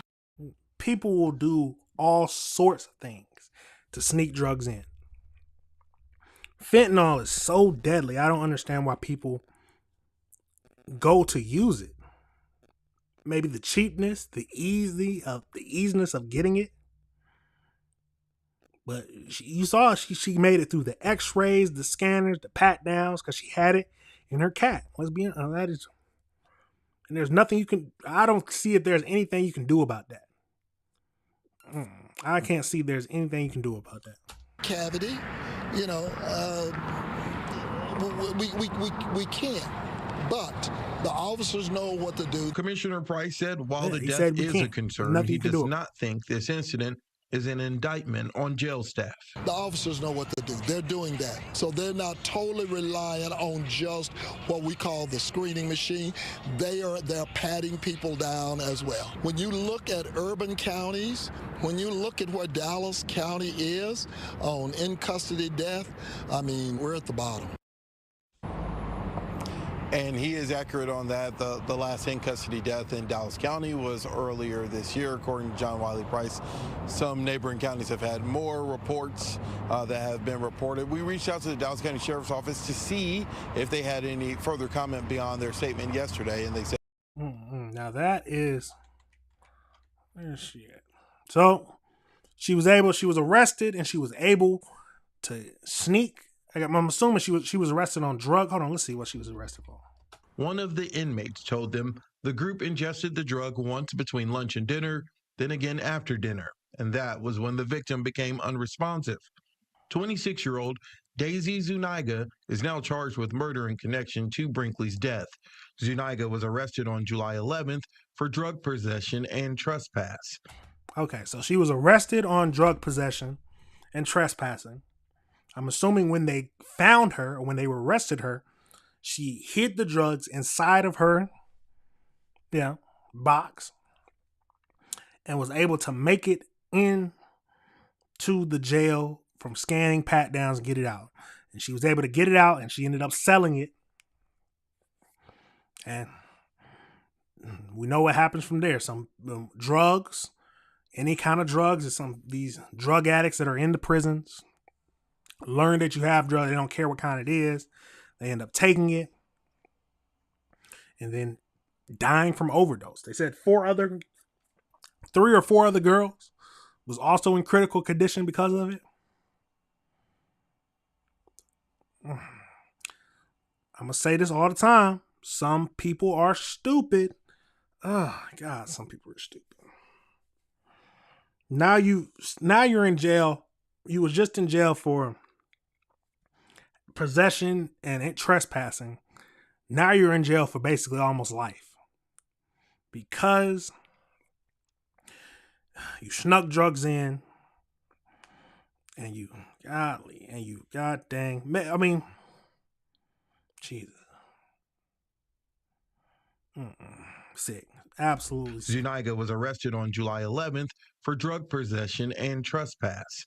Investigators say now you're over there. Now you're in there for life. It's over with. People, I'll say it again, people are stupid. Some people are very, very stupid. But they said it's the low. They've only had one other death this year, and it's the lowest around. It's a crazy world we live in, but at the end of the day, these people were criminals, and they was doing stupid things, and I guess they just keep doing stupid things and don't care about getting out. Just keep going. I mean, maybe it's just a drug addiction, but and then they do stupid things because of the drug addiction, but it's fentanyl is so deadly. And people still doing it every single day, even though they know how deadly it is. They just don't care because of the addiction. Because of the addiction and because of the stupidness. Gotta be blunt about it because of the stupidness. But that is it for that video. Let's go over to all right. So the University of New Mexico had a shooting that happened yesterday. So let's jump right into that and get the whole story on that. People shooting up schools is crazy. Even if it's universities, elementary schools, people who decide to shoot up a school are crazy and deserve to be in jail for life. No matter if they kill anybody, if they even attempt to shoot up the school, they deserve to be in jail for life. But let's jump right into this video and see what it's talking about, and we'll see what happened. We are following some breaking news on this Friday morning out of New Mexico. This is a live look right here at Rio Rancho, New Mexico. This is about 25 minutes away from Albuquerque, New Mexico. That is where the breaking news is out of. At this hour, a search is on for a suspect after two people were shot on the campus of the University of New Mexico, and the university sharing this social media post right here, asking everyone to shelter in place and avoid Central Campus. They write, in the early morning hours of July 25th, UNMPD received a report of gunshots fired at Casas del Rio, located at that particular address in Albuquerque. Responding officers discovered two individuals had been shot. And they go on to say that one victim is deceased and the other sustained non-life-threatening injuries. The suspect remains at large and may still be on campus. They say out of an abundance of caution, UNM has closed its Albuquerque Central Campus and the health centers, science centers, including all of the clinical facilities right there. They wrap up their alert saying that those components remain open. Multiple law enforcement agencies are on scene and actively investigating. They're asking everyone to continue to monitor the UNM email, text messages, as well as other agencies and the Lobo Guardian for any real-time updates. And they're asking anyone with any information about this incident to call them at that number right there on your screen.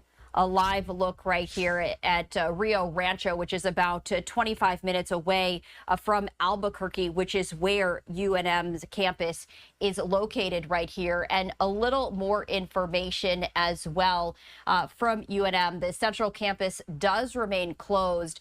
Police on the scene, and according to this emergency alert, there is a subject with a firearm at large. They're saying if you're on campus to continue to shelter in place. So that is what they sent out as an emergency notification. They're asking anyone with information to call them and also to call Crime Stoppers. They're offering up to $1,000 for anonymous tips that could lead to that arrest.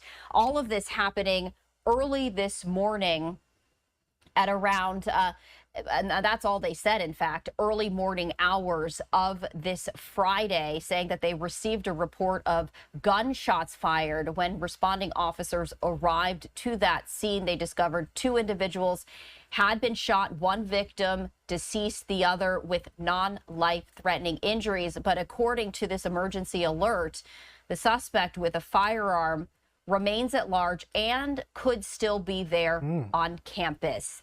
All of this happening very early on this Friday morning. As of now, we don't have any update as to whether officers are going to be holding a news conference of sorts, as this remains a breaking situation, actively searching for a possibly armed suspect there on the campus of the University of New Mexico. But they are asking everyone to shelter in place if they're on campus and to avoid the area until further notice right there. The suspect, they say, at this hour, still at large, hasn't been caught, and could still be there on campus. Now let's go into another video. Let's see if I can find something else, because that didn't. Let's see. It just basically said it's still at large. They basically said that the suspect is still at large. So let's see if we can find.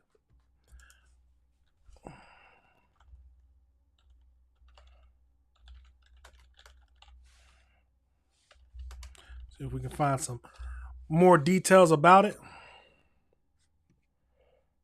Let's see.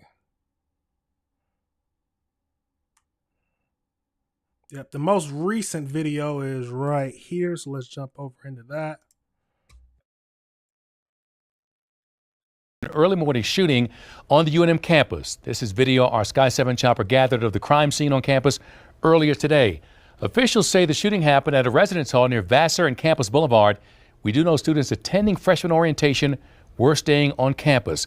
And the university has been escorting those students off campus for some time now. We've had team coverage all day long as officers continue their search for a suspect.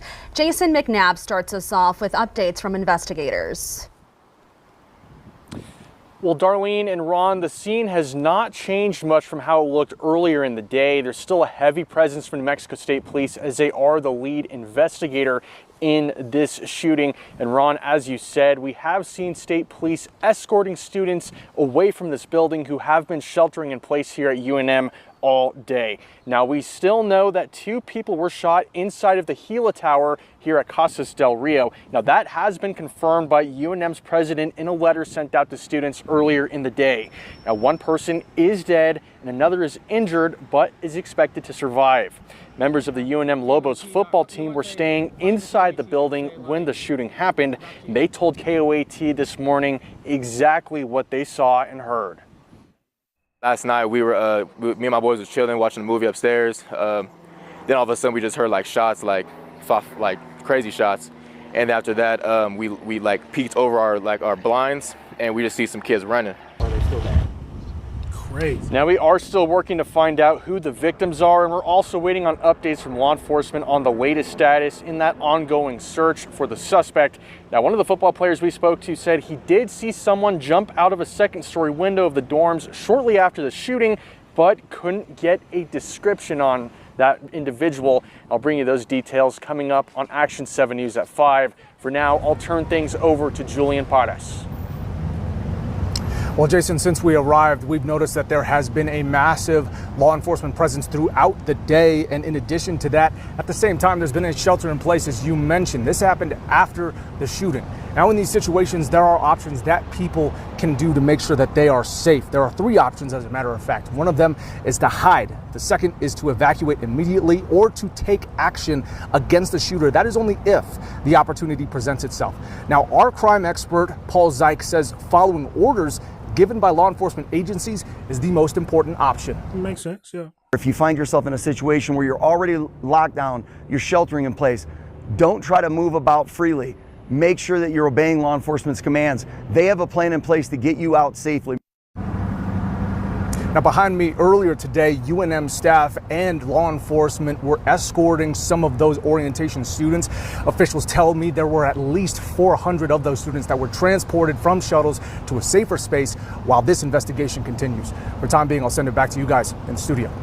Julian, thank you. And this early morning shooting is impacting other events at the university. Yeah, the UNM School of Medicine has canceled its class of 2028 white coat ceremony because of the heavy police activity on campus. That event is expected to be rescheduled. And just in, UNM says the shelter in place has been lifted, but the central campus still remains closed. Our team coverage on the shooting will continue all afternoon and evening. We'll have more coming up in our next half hour and our upcoming newscast. Stay with KOAT and we'll bring you all the latest updates.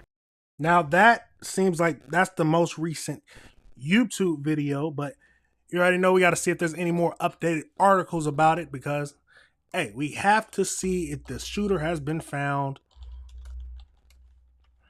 So, quick Google search. Google's always your friend. I'm going to keep saying that.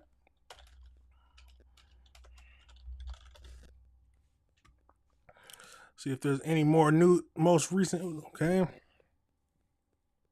Okay, here we go. So this is the most recent.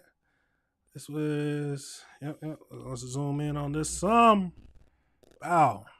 So the suspect arrested in fatal shooting at the University of New Mexico. So this was happened 36 minutes ago. This was just updated. They want me to pay for it? Oh my God. See these people. This is why I can't. There you go. This one. Let's see.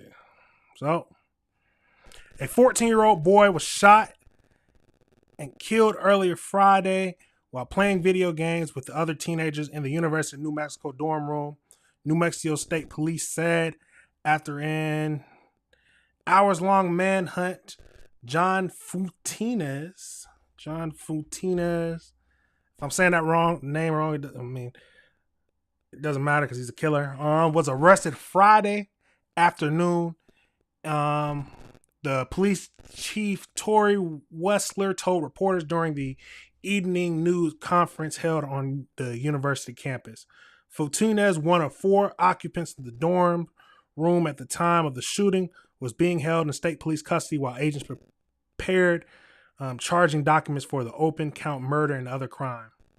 This is a tragic incident that has had a deep impact on the entire community. One other person, a 19-year-old man, was injured in the shooting.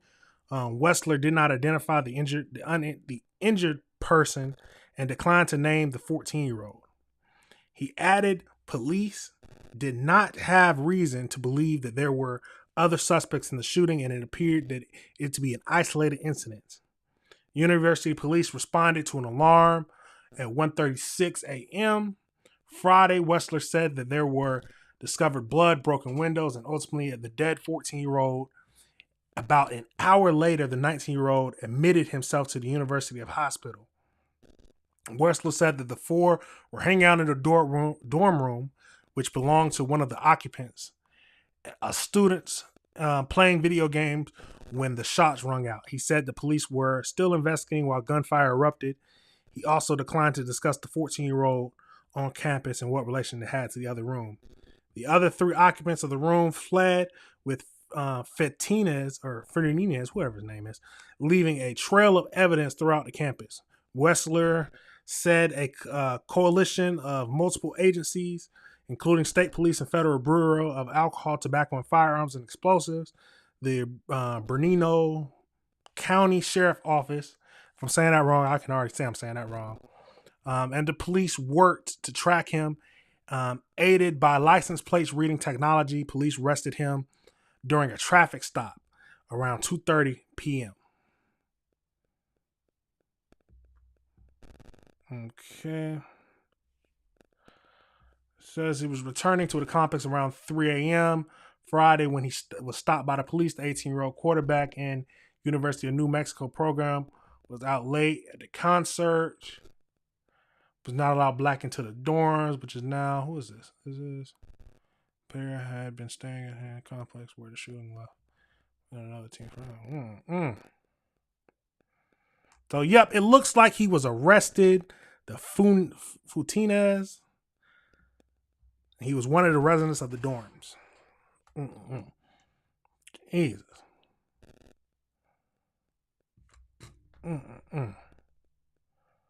Absolutely crazy.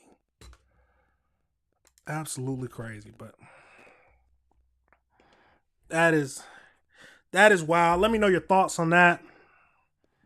Mm-mm. But he's in jail for, he's going to jail for murder.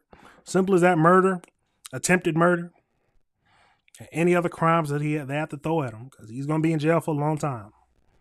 He's going to be in jail for a long time. All right, now we're going to pivot a little something lighter. All this crimes has been happening, but let's go over into a man was arrested, a Florida man was arrested for going 155 miles per hour. Yes, y'all said it right. 155 miles per hour. So let's jump right into that and get the whole scoop of it. Into the arrest of an alleged super speeder. Troopers clocked a 20-year-old going 155 miles an hour. When they pulled him over, they say he thought he was going about 80 down I-4. Cap. I don't care what you say. That's cap. There's no way you think that 155 is 80 miles per hour. You didn't care about your life. You didn't care about whoever else's life that you could have accidentally hit. Seminole County. Fox 35's Stephanie Buff-Monty found out how police were able to catch him. 95 over the posted speed limit, that is a missile going down the interstate system, and it can kill someone. Lieutenant Tara Crescenzi says a Florida Highway Patrol trooper doing radar enforcement clocked Octavius Hunt doing 155 miles per hour in a 60-mile-per-hour zone. It happened around 1 a.m. Sunday on I-4 in this Dodge Challenger. That's when the trooper called in for help. We had a trooper up ahead that was able to identify that vehicle, and then them two together, they were able to put a vehicle in front and a vehicle behind and get them over on the shoulder. The 20-year-old told troopers he was only going 80 miles per hour as he headed to a friend's house with 3 others in his car. But the trooper didn't buy it. It is so dangerous to be driving. We just looked at someone who was going crazy, going too fast, ended up killing the passenger. Nah, if I'm, no, my friends would never. If I'm in the car seat, if I'm in the car in the passenger seat and they start going anything over 100, we're getting close to 100 is too much, man. 90, we're getting there, but 155 miles, yeah, you don't care about what happens at that point. That fast. Not only because of the new law change and potentially facing jail time, but also the consequences of if you were involved in a crash. If you crash into somebody else or you lost control and you crash into a concrete wall barrier, you're not only going to kill yourself, but you could potentially kill your 3 passengers. Hunt was arrested under Florida's new super speeder law, which heightens penalties for anyone going over 100 miles per hour or anyone driving 50 miles an hour above the posted speed limit.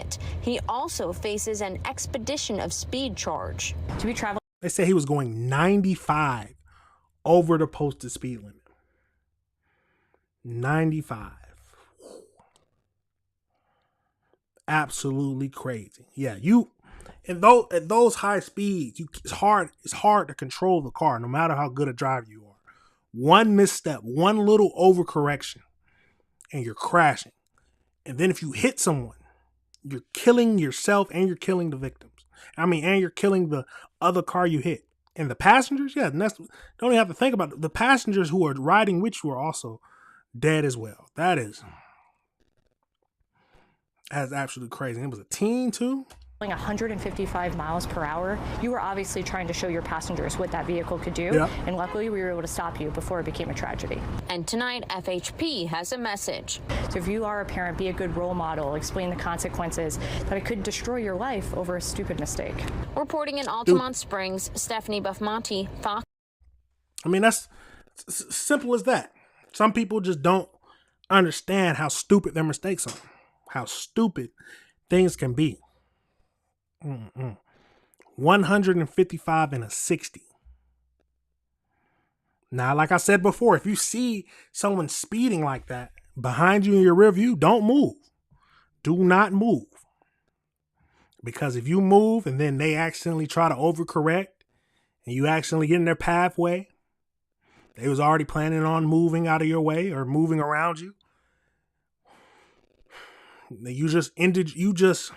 You trying to avoid it, or you trying to avoid them because they're coming up fast behind you, might be the thing that causes them to crash, and then causes them to hit you.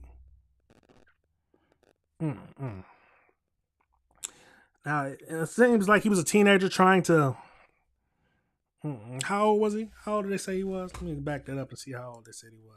They pulled him over. They say he thought he was going about 80 down I-4 in Seminole County. Fox 35's Stephanie Buff-Monty found out how police were able to catch him. 95 over the posted speed limit, that is a missile going down the interstate system, and it can kill someone. Lieutenant Tara Crescenzi says a Florida Highway Patrol trooper doing radar enforcement clocked Octavius Hunt doing 155 miles per hour in a 60-mile-per-hour zone. It happened around 1 a.m. Sunday on I-4. And to the arrest of an alleged super speeder, troopers clocked a 20-year-old going 20 years old. 20 years old. And you're out here trying to impress your friends, trying to show them what the car is capable of. And you could have made a stupid mistake and ended up killing someone. Killing your friends. But now I think they give him like some crazy amount of time. I think they give him some of that super speeder law gives him some crazy amount of time. At least more than what it was before. 95 miles an hour. 100. I can't even, I've never gone that fast in a car. 155 miles. I've hit 100. I can't lie about it. I've hit 100 miles an hour in a car before. Not for a long time, but yes, I've hit 100 miles an hour. But 155? I can't imagine how fast it is. I don't even know how to think about controlling the car. You got to move very, you're going to have to be on point. But is it worth it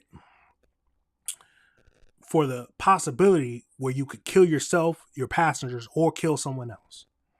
I don't think so. And 20-year-old sounds like he made a very stupid mistake, and he's going to have to be punished for his mistake. At the end of the day, make sure you talk to your kids. Tell them, make sure they understand that what they do have consequences.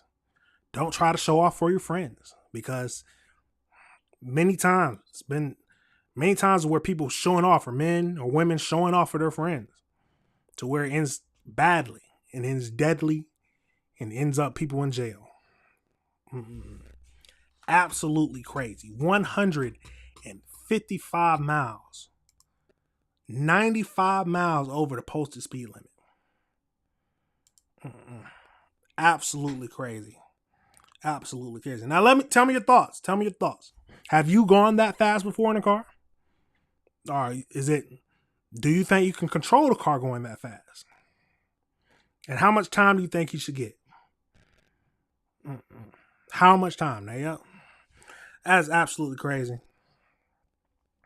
Now we're going to go over to, we only got 3 more videos to talk about today. And that'll be in for today. But we are going to look at, it looks like a man is accused of cross-country trafficking, human trafficking.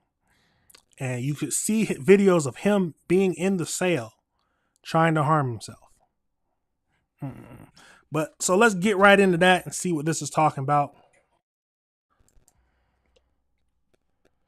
An Arlington, Texas man is facing charges after being arrested in Michigan for possible human trafficking. Police say there were several red flags that captured the attention of investigators on this case. Fox 4's Peyton Yeager has more from police. Peyton? Steve and Heather, officers in Michigan initially responded to a domestic call. They spoke with the victim. That victim started disclosing key information about a human trafficking ring connected to right here in North Texas. Video shows 33-year-old Randolph Lewis of Arlington purposely hurting himself in a jail cell after police in Michigan arrested him. Lewis now accused of running a cross-country human trafficking ring. Investigators revealed Thursday Lewis is connected to at least 10 victims. Some as young as 17 years old were coerced. This is a sick human being. A very sick human being. Human trafficking. More than 10 victims over the country. Now he's trying to hurt himself into prison or jail because he's been caught. He knows he's going away for a long time, probably life. So he's trying to hurt himself. Maybe get a psyche valve or something. But yeah, there are sick people in this world. And like I've said before, anyone who is human, who is trafficking people, kids, women, men, need to be under the prison. There's no ifs, ands, or buts about it. People are sick. Some people are sick, but let's keep going. King ring. Investigators revealed Thursday Lewis is connected to at least 10 victims. Some as young as 17 years old were coerced, threatened, and manipulated into a life of sex trafficking. Police in the city of Southfield, a suburb of Detroit, were dispatched to a hotel on a report of destruction of property early Monday morning. A 21-year-old Louisiana woman said Lewis broke her windshield because she brought him the wrong food. So you've known him for a year? You've been doing this for a year? Officers started asking more questions. The woman eventually disclosed Lewis had rented out multiple hotel rooms, and she didn't even know she was in Michigan. The woman said she and other women were forced to have sex with Lewis and other men in several states, including Texas. The two met in Louisiana. The two would travel back and forth between Louisiana and Dallas twice per month. Inside the Michigan hotel rooms, sex toys and condoms. Detectives learned Lewis's victims were advertised on sex websites. Body camera footage shows the moment Lewis was arrested in the hotel lobby. What's the problem? What's your name? Huh? What's your name? Randy, what's the problem? Public records do show Lewis had an address at a home in South Arlington. We checked in with local agencies. He was arrested in Dallas County in 2024 for an outstanding warrant for drug charges, and also in Tarrant County in 2023. And as for this ongoing human trafficking case, a woman, a victim, did come forward to police in Louisiana prior to Lewis's trip to Michigan. That is ultimately why he fled the state of Louisiana. So charges are expected in Louisiana as well. It's unclear if any victims here in Texas have come forward to law enforcement agencies here in Texas. Police in Michigan are still working to get in contact with those other victims. It's very sad because, you know, some of the victims, they're scared if they come forward, they can be hurt, or they will get hurt or retaliated against. Like I said, anybody who does this is a sick person, very sick person. He cannot be let out, no bail, anything like that. He's going to run.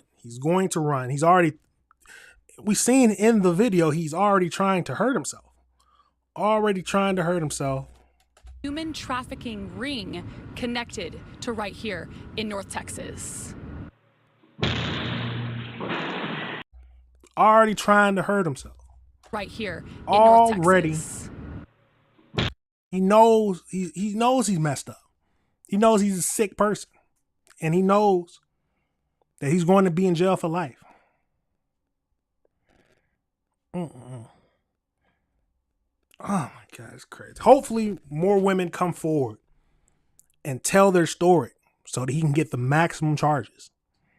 I don't care. More than life. Hey, give him I don't care how many life sentences you got to give him.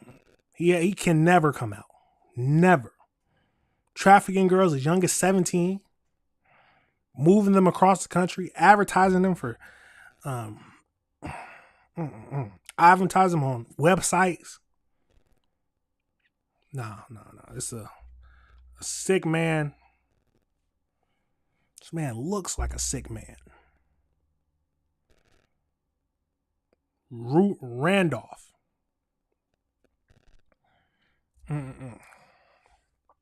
Absolutely crazy. Tell me your thoughts. How much time you think you should get? Yeah, whatever time they give him is not enough. I don't know. Whatever amount of time they give him is not enough. Some sick people in this world. Some very sick people in this world. Got to keep going through it, though, because it is absolutely crazy.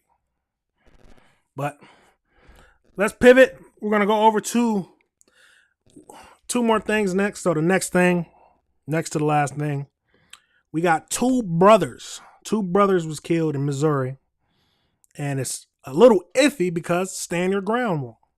Now we'll look at it and see if we agree with if this is a case where stand your ground law can be.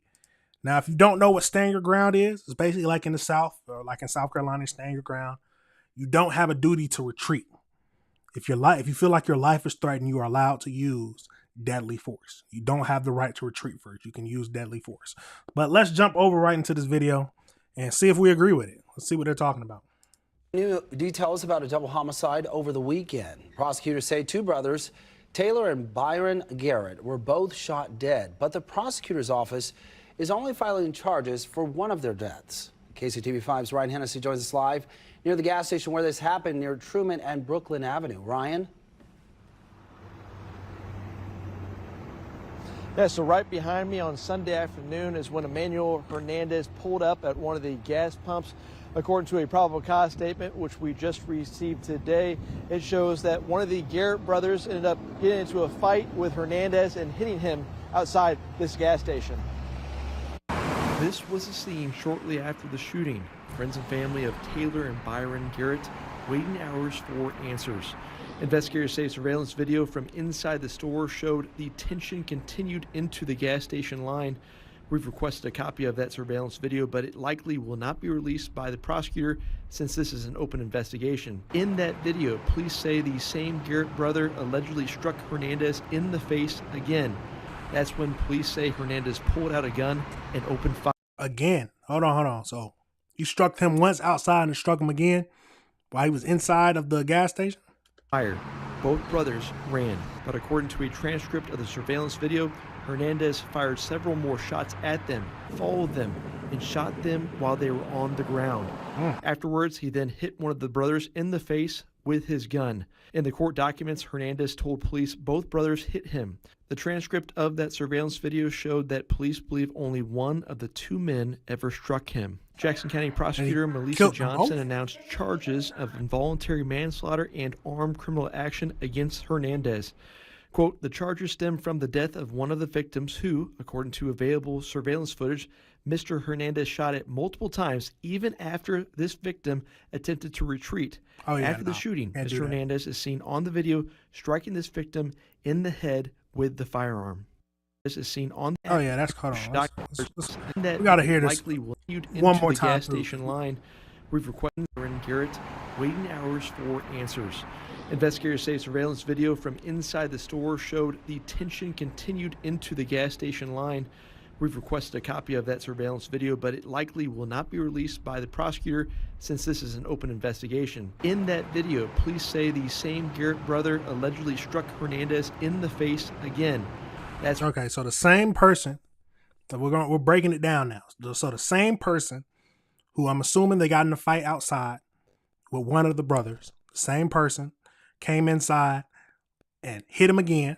When police say Hernandez pulled out a gun and opened fire, both brothers ran. But according to a transcript of the surveillance video, Hernandez fired several more shots at them, followed them, and shot them while they were on the ground.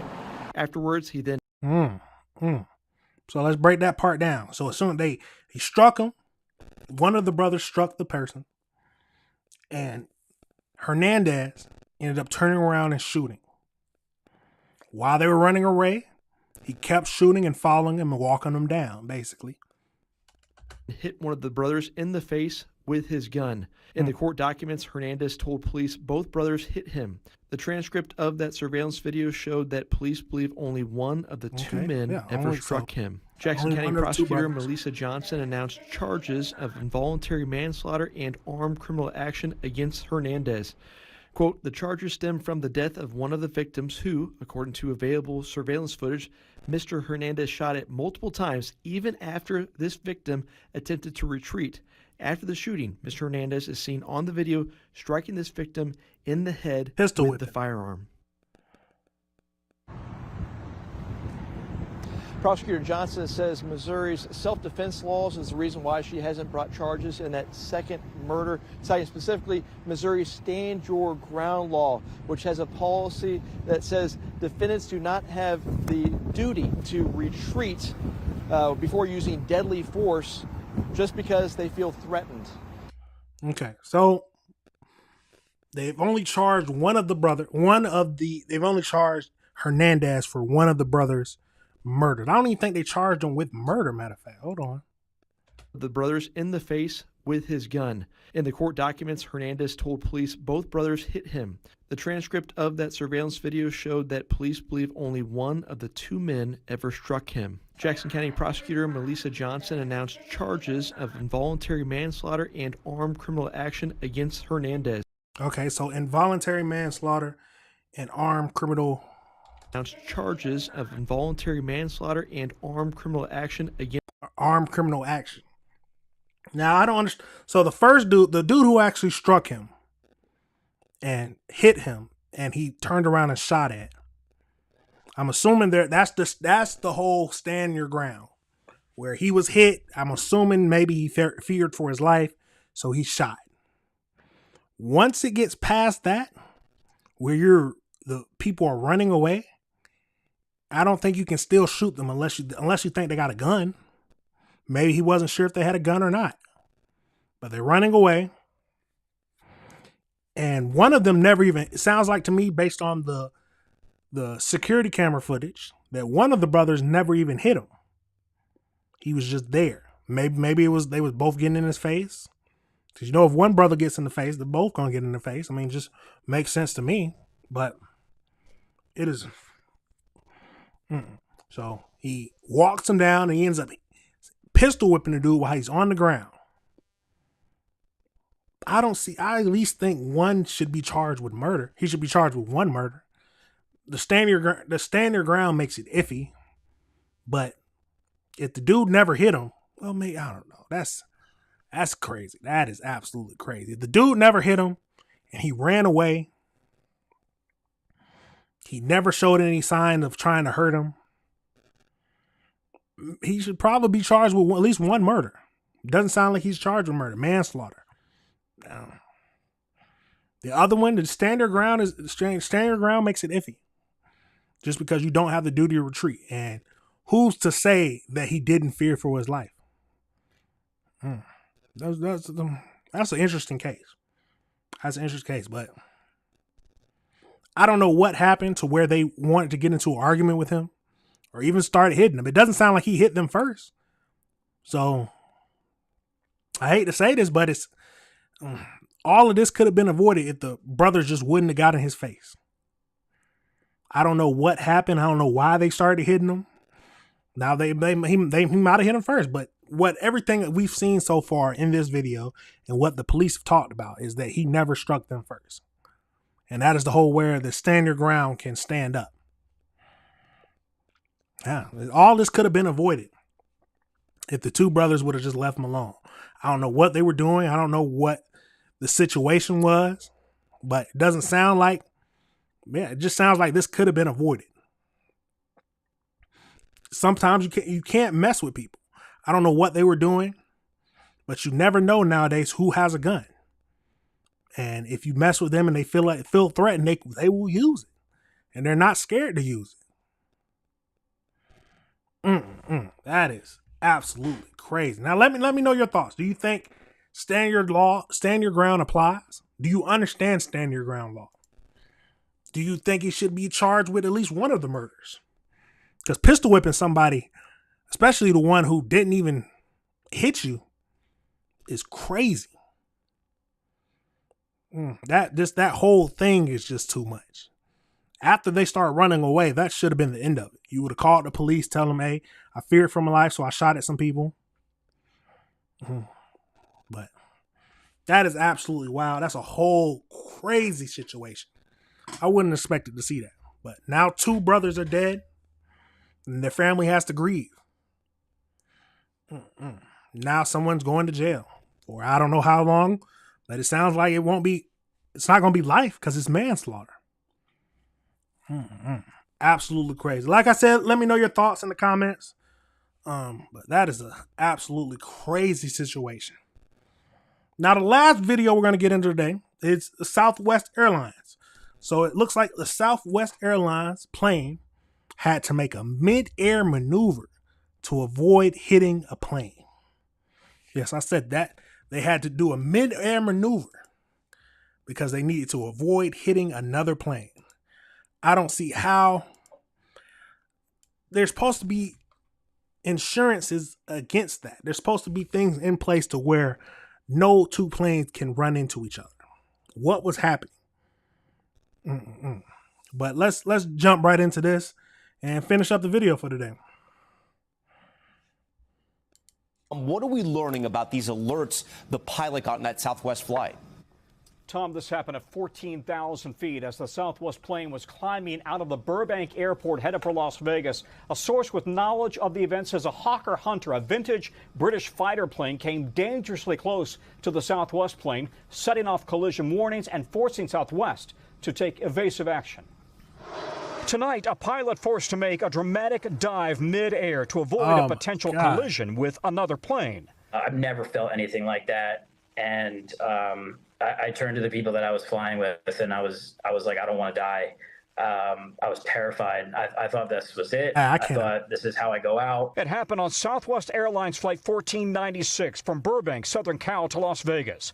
Southwest says its pilots got 2 TCAS alerts, terrain collision avoidance systems, serious warnings that they could soon collide with another plane and must change their flight path immediately.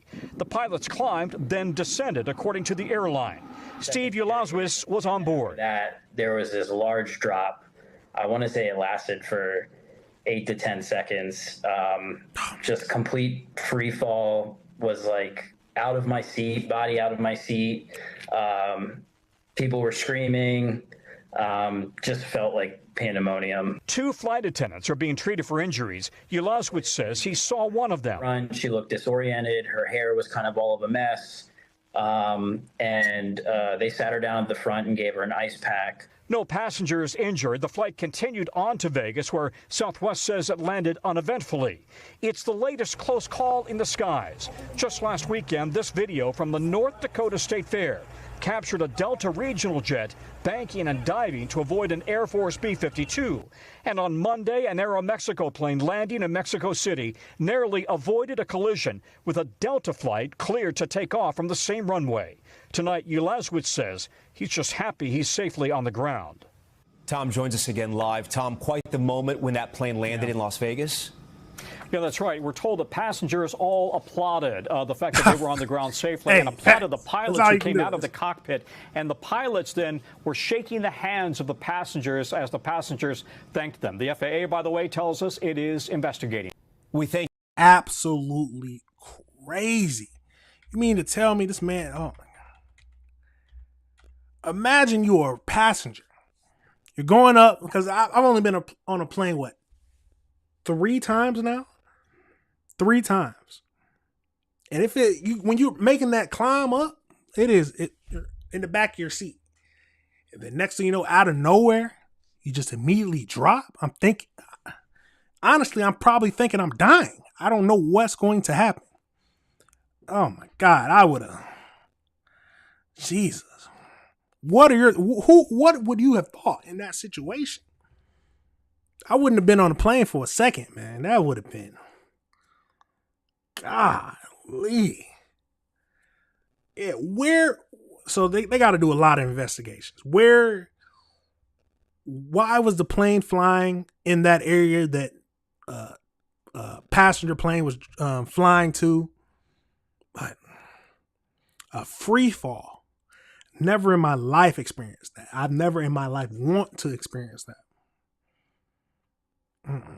That is the pilots have to be applauded because they did everything right. They immediately acted and they was able to get everybody to their destination safely, because that could have been tragic.